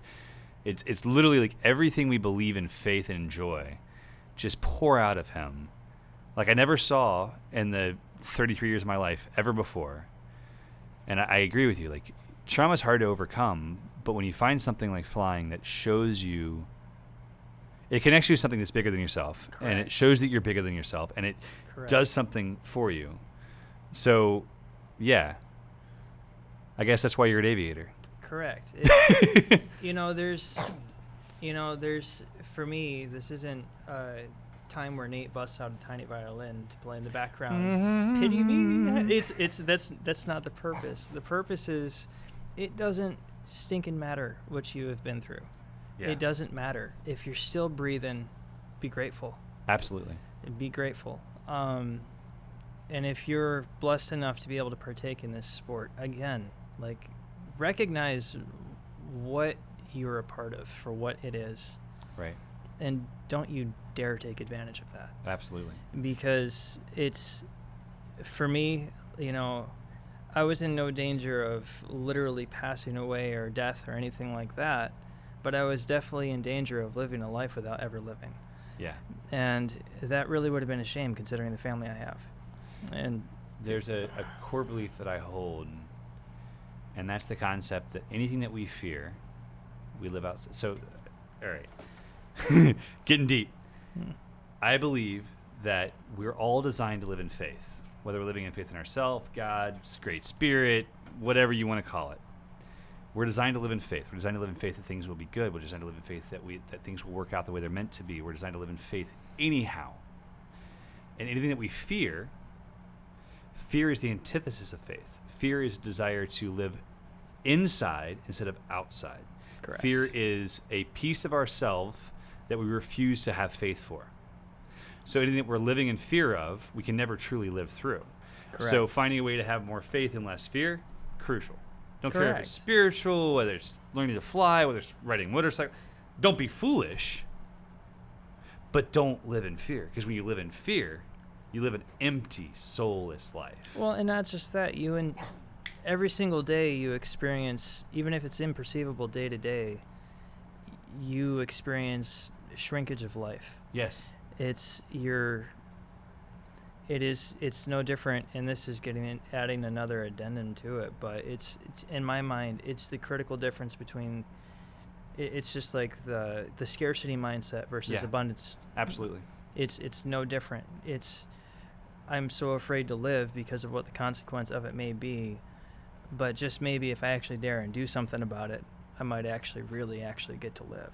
Yeah. Rather than just trying to grasp onto what I already have so hard that it pops out of my hands anyway.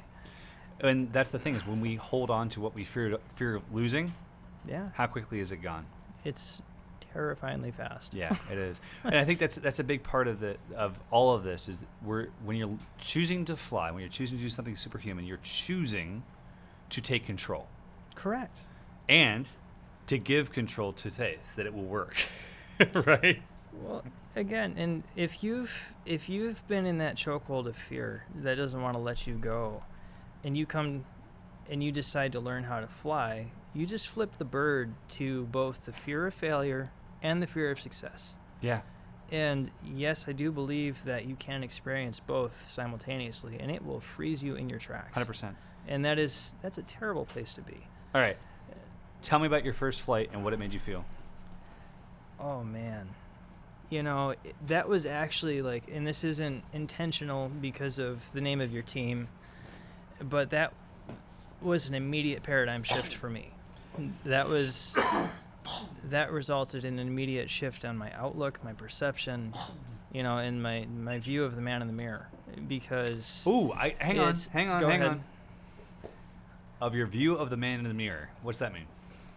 Pretty much, I had lost a lot of confidence in myself, just through a series of life events, because I experienced what I perceived as a pretty serious losing streak, and rather than leveraging those losses as lessons to leverage myself forward, which I believe is what we're supposed to do, even though I knew better, it was getting at me. And I needed to break that chain in a big sort of way. And it was very counter nature, at least to how I felt, to come down here. Even though it was a lifelong dream, it was just how dare you? Right. Well, you're doing something for yourself. And the thing is, we are so conditioned, especially as men and fathers, we're so conditioned to this concept that we have to take care of everyone else first. Correct. And there's it's a dire thing to do something for yourself. And it's still challenging for me to do something for myself. I shared this story with some people recently. I had a day off, which used to be so rare. It happened twice or three times a year. And I went to Winter Haven, which is the next town over, and I was driving around. It was July 3rd, trying to find a place to eat. I had no one else to take care of. I went to Longhorn. I'm sitting at the bar eating my steak. And I realized this is the first time I've gone to a meal where it wasn't business related or taking care of someone else related, where I'm sitting by myself reading a book. It's the first time I've done something for myself, solely for myself. I started crying. I'm like, dude, I'm a little wimp. What's wrong with me, man? I'm a wimp. Because it's counterintuitive. But the truth is, unless we care for ourselves, how the heck do we care for our spouses? I can't tell you how incredibly short with my children I've been in the last 7 years, because I've been trying to build this business. I've been trying to make sure my students have been taken care of. For years, our students lived with us. For years, I'd go to work at 6 a.m. and come home at 11 because I had to make sure the students ate, and I had to make sure my wife didn't have to feed them, so I go to dinner with them. Thank goodness have grown to a position where now we have incredible instructors who are able to fulfill that role. And we've also learned some boundaries that make it more reasonable. Right. But it's a really powerful thing. So I love that you came and learned to fly. I love that you have shared your heart some. Why are you here today? Honestly, this is 100% about my family. This is 100% because of my family. You talked about my spouse. She's amazing. She's the love of my life. She's incredible. She was my best friend when I was 12 and 13. Really? Really. And, we rediscovered each other. We'd both, honey, I know you're going to see this. I hope you're okay with me saying this. But we both had marriages that failed. And we just kind of had enough. And so we rekindled that old relationship. That's so cool. And we together, Aviator for us, because in the state of New York, it's the Arctic for 6 months of the year. It's ridiculous. I would be willing to sell my 50-year-old tractor if it means I don't have to plow snow with it anymore. Can you bring it down here? I want a tractor. It's a little wheel horse Charger 12. Okay, I need a bigger tractor. Yeah, I want like a really big tractor. This is like your urban cowboy kind of tractor. I want like a I'm compensating for something tractor, like 4-wheel drive, air conditioning, AC, like radio. I want all that. It's totally unnecessary. I have 2.5 acres, but I want it. I mean, if you got $1 million, man, I can definitely show you. I don't have like $5. Actually, I might have 5. No, I don't have my wallet. So it's like it didn't come from me, but. No, this is an investment because we discovered really rapidly, like you mentioned, June 22nd of this year. That was the most impactful day for us at Aviator, because of day one. Well, no, that wasn't the first day. What was the 22nd? It was the day when your family came together, because we watched. I'm a little slow. Sorry. Yeah, no, you're fine. It's okay. We've both had TBIs. It happens. Seeing the attitude of your parents, Bob and Tina Farewell, your siblings coming together, the three of you, like, honestly, my wife and I, we both cried for you guys, like, because we've both experienced quite a bit of loss. Yeah. And, honestly, it makes me emotional even talking about that, because seeing the unity there and the smiles that didn't make any stinking sense, My dad got to fly 3 women, mom and 2 kids, that day after he flew with my sisters. Yeah. And they looked at us, they're like, what's going on? We're like, so it's kind of a big family day, but Dad still wants to take you flying. And like, Dad was still stoked. And they're like, looking at us like, why is everyone crying? Yeah, I've got the pictures on my phone of the student's girlfriend who he flew. Her just same thing, smiling ear to ear. I have to have this in my life. That's so moment. Cool. And it's just like, here's a gentleman who lost his son, and on its anniversary, he is sharing something life-giving. I think that's what we're called to do. I think if we break down the heart of what it means to be a good person, we're called to share joy through our pain. Correct. Because of our pain. Because I had this conversation with my wife earlier today. It's like, some days are terrible. Some experiences in life are terrible. Some of the traumas that have happened to us are terrible. But the crucial reality is to recognize and embrace the trauma, to embrace it for what it makes us. Because without that terrible thing, how do you recognize the good? How do you truly value it? Correct. In my book, I talk about a story which just happened recently. I'm doing a cleanse with my wife. She did it on a Friday, I did it on a Saturday, right? This is just basically made to make you poop a whole lot, right? That's the whole purpose. That's the whole purpose is to make buddy. crap, right? That's all you. So it's supposed to help make your gallbladder healthier, and I've been doing the keto diet for a couple of years, and basically my gallbladder's overloaded with fat, so I have to do this cleanse. And so she does it Friday, I do it Saturday. It's like fresh grapefruit juice, Epsom salt drinks, right? And my wife turns to me, she's like, "You're gonna hate this. I know you like bitter things, but like this Epsom salt stuff is really nasty." That sounds sadistic, man. And I was like, "Okay, I'll drink." I'm one of those people. Like, if I've committed to doing something, I'm gonna get through it. I might hate myself, but we're gonna get through it. Yeah. So I drink the Epsom salt shot, which is like 4 ounces of Epsom salt water. Man. And it was gross. Like it's gross. But then I had fresh water, and it tasted like cotton candy. Yeah. It tasted like Nutella. Like, it was like the most beautiful, delicious flavor. And 4 hours later, after drinking more Epsom salts, my wife's like, "I'm so sorry you have to drink this." And I was like, I get to drink fresh water afterwards. I can't wait. I'm going to have this really bitter stuff, and it's going to be so good to have Epsom salts so I can have real water, and it's going to be great. And she looks at me, she's like, "You're legit crazy." I think the term for that is sadism. No, it's not, because the fresh water is so beautiful after this bitter, nasty, terrible experience. The fresh water is so good. It's so heavenly. Correct. That it's worth every bit of the pain.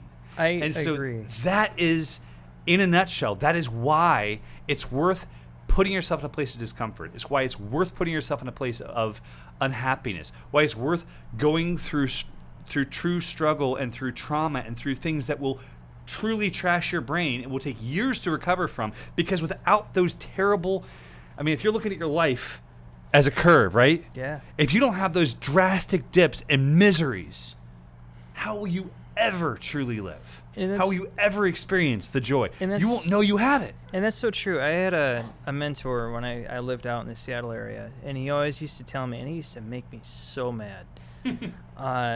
But the best mentors always do. Oh man, I can't even tell you how many times I wanted to hit that guy.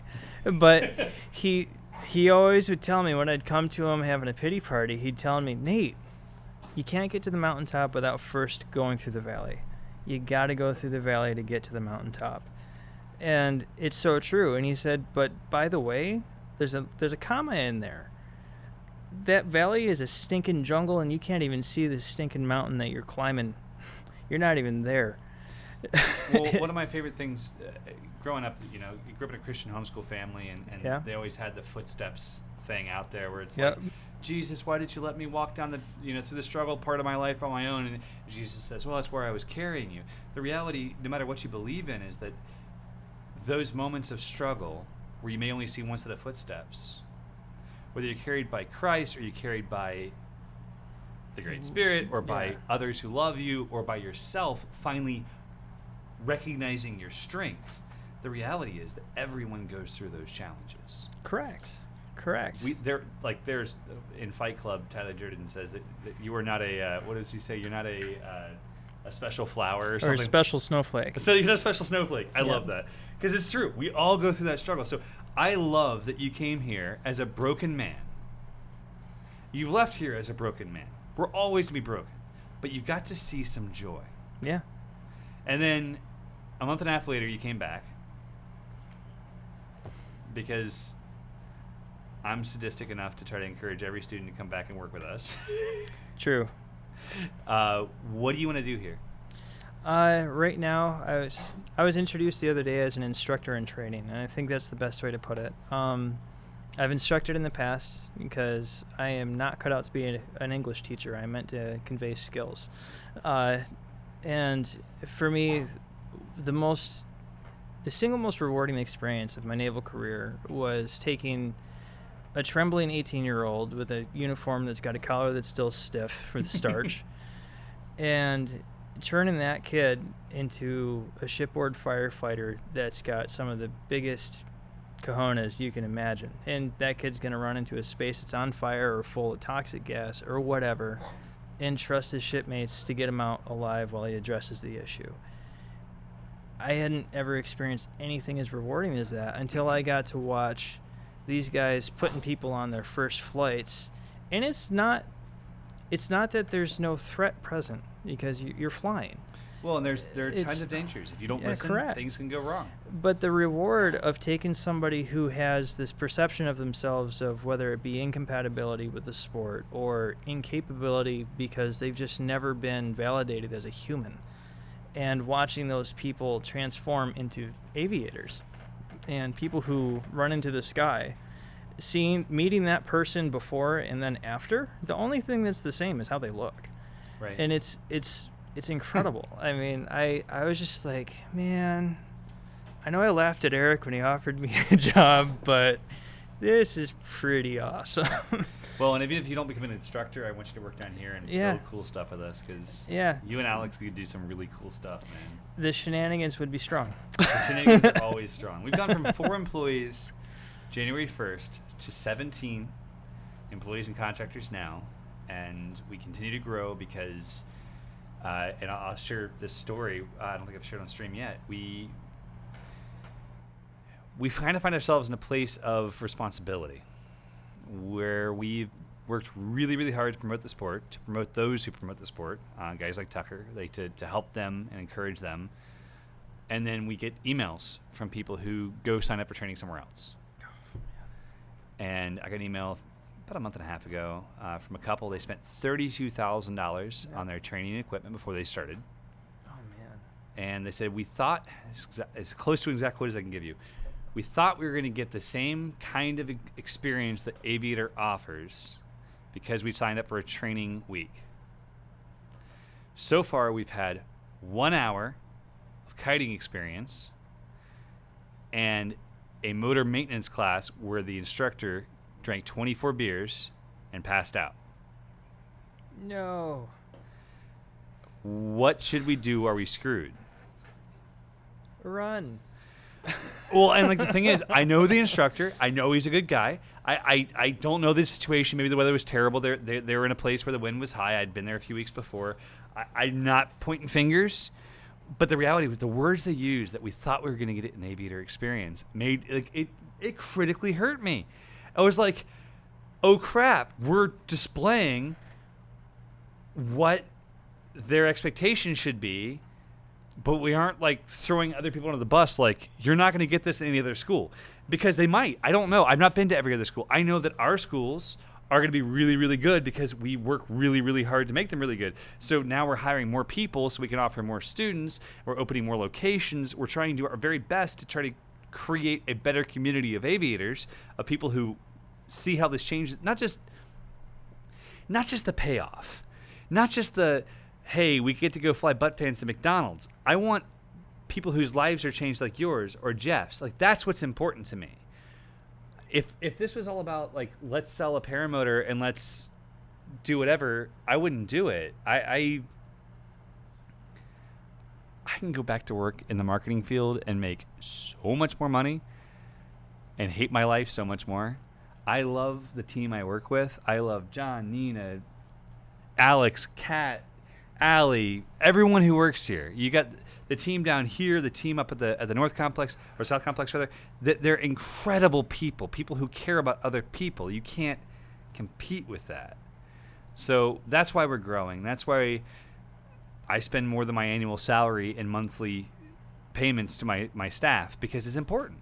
Yeah. It's important because if we are not doing it right, people will get into the sport, and instead of having an incredible life-changing experience like you did, where it shifted your life's purpose, it shifted what you want to do with your time, they're going to buy their equipment, go have a terrible first flight or 2 flights, and it's going to end up on Craigslist. And instead of changing their life for the better, they're going to be pissed off at it. They're going to have this negative space, and they're going to sell it on Craigslist.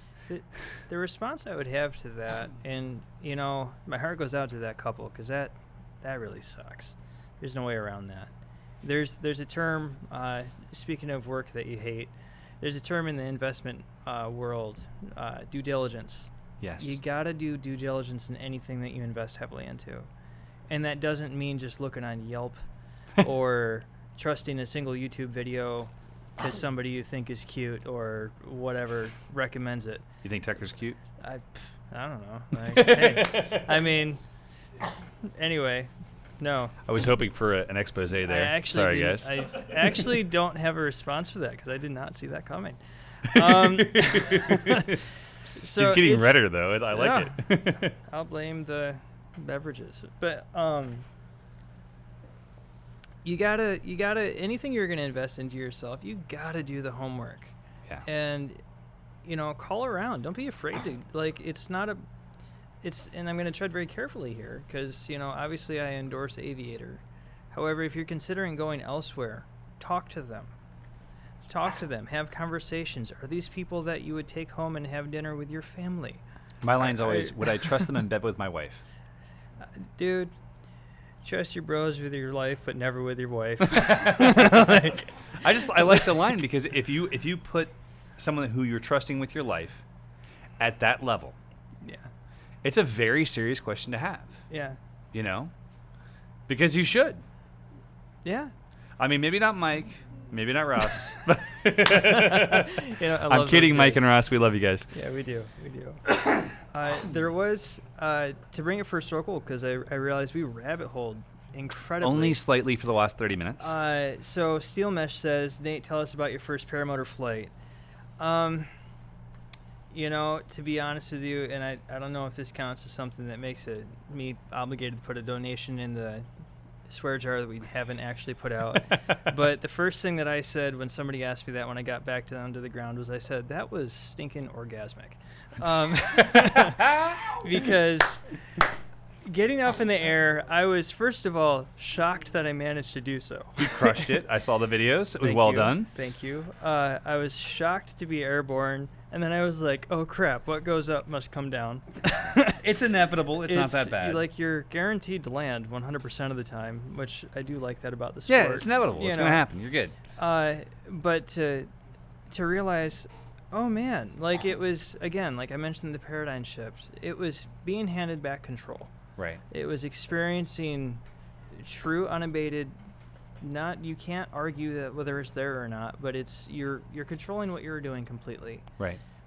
You can go up, you can go down, you can circle an eagle's nest, you can go fly with the egrets, you can, fly so low that your instructors have a heart attack. You can do all of these things. Please don't. And I may or may not have done that, but it's an unbelievable experience that, just like many of the best things in life, you have to experience yourself.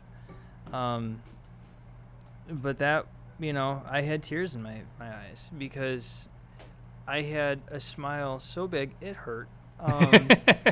And it was just joy because I couldn't believe it was happening, because 2 weeks before I was kind of in this point of despair where it's just like, man, I gotta figure out how to get after my dreams. And 2 days later, you guys hit me up. We're like, can you be here in a week and a half? And I'm just like, if I don't get shanked, yes. I had this conversation with a very dear friend today. It's those moments where you feel down. Healthy people without massive traumas, or that have overcome their traumas, can develop systems. So, like, I feel like I'm a fairly healthy person, but I still have depression. I still have struggles. I still have times where I don't feel right in my head. And so I develop systems. If I have a day where I don't feel like I'm striving toward my goals, or I feel like I've been cut off, or I feel like I'm not in control, where I'm waiting for something else to happen, I'm waiting to hire the right employee, I'm waiting to go through the right lawsuit, whatever it is, like the things that happen in life. We've dealt with having to sue our city to be able to use our airport, and having to file FAA complaints and all these giant challenges. You have to develop coping mechanisms that allow you to overcome that. Yeah. For me, it's always been flying, shopping for airplanes, writing out a list of the things I have to do and crossing them out. But unhealthy people cannot figure out what they have to do. There's no answer. So for you to come from a point of being unhealthy and healthy and unhealthy and healthy, and suddenly have this thrust on your lap, the natural majority of people would say no. I'm proud of you as I can be of you saying yes. Thank you. Thank you. A bit of having the balls to step up and have an orgasmic experience. Like, that's really cool. Like, it really is, because when you've gone through as much as you've gone through at your young age, to recognize what you needed and be willing to ask your wife to go through it with you and to make that change, that's huge. Yeah, and sometimes you got to go for it. Because, to me, the scariest thing is the concept of getting old and wondering what I could have done. Yeah. Like, that is actually my biggest fear. Hunter S. Thompson says it perfectly. He says, life should not be lived, falling asleep in a hospital bed. It should be sliding in sideways in a car, going, whoo, what a ride. Yeah, I want to show up upstairs without any mileage left on me. Like, that's... Like, no, we're pretty resilient creatures. Yes, we only believe in about, I think I saw a number, I don't know how valid it is, but most people live at about 12% of their actual capacity. Wow. And that scares the crap out of me. I saw a number yesterday that scared the crap out of me, and that was that most people watch 5 hours of television a day. Whew. The average American. Over 5 hours of television a day. Mind you, I read for 3 to 5 hours a day. I probably watch 30 minutes of TV on average, because every once in a while I watch a movie with the wife. I love watching television, and it's really nice as a release. Guilty pleasure, though. Ask Nina. She knows this. I watch every movie trailer that's not horror-related. That's one of my coping mechanisms of having a bad day. I'm going to watch every movie trailer there is. Hey, it's something to look forward to, man. It's exactly what it is. It's fantastic. It's fantastic. All right, Slow Days, Steel Mesh, Vertical Lines, James Dunn, and the 120 other of you out there. Dayton Maynard, really appreciate you guys being here. Gregory and a few others asked about having ambassadors in San Francisco, New Jersey, etc. We're working on our ambassador learning management system. We're going to teach guys like this guy right here how to become an ambassador and teach local students so they can build their local flying family.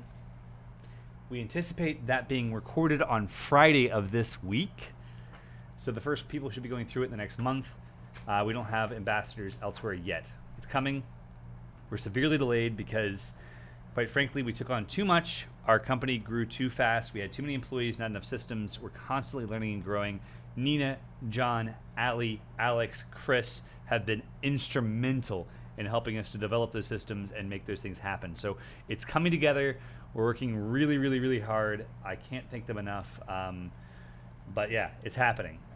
Tons of really, really cool stuff that we want to announce the next month. Lots of great stuff going on. Dalton Maynard says, opinions on power assist and no-win launches. I have an Edel Atlas. I can't keep it up. First off, I recommend Viagra or Cialis. No, I'm kidding. Brother, you're flying a wing designed in 1998. A wing designed before most children were born in the entire world. Please buy a new glider. You have a 21-year-old design glider. If you'd like to have a great glider to launch, look at a Spider, look at a Mojo if you don't have the experience, or a Spark 2. I cannot tell you how important it is to get yourself on a new glider. It will help you so, so, so much. To the rest of you guys who are watching, we are now 2 hours and 5 minutes into our live stream. We're not going to go to 3 hours. We're going to cut it short here. I have to thank Nate. Thank you for being on, sharing your heart. Of course. Seriously, thank you. To Jeff, behind the camera now, thank you as well. To Will, whose first week is here, you got to come wave to the camera at least. Will's first week of work, he is now here. This is Will. Can you even see him in the camera? Yes. Awesome. You guys met Will or Karma Commando recently, so say hello to him, and he's going to be taking over our customer service, our social media, and a lot of our work through blog posts, reviews, that kind of thing. He's helping take my spoken word and turn it into written word, and I cannot thank him enough. He's incredibly talented, and I haven't told him this yet, but I'm going to make him work on my book because I need segues between chapters, and I'm going to need him to help me with that. So Will is crushing it. What is this? You're a weekend, aren't you? Not quite.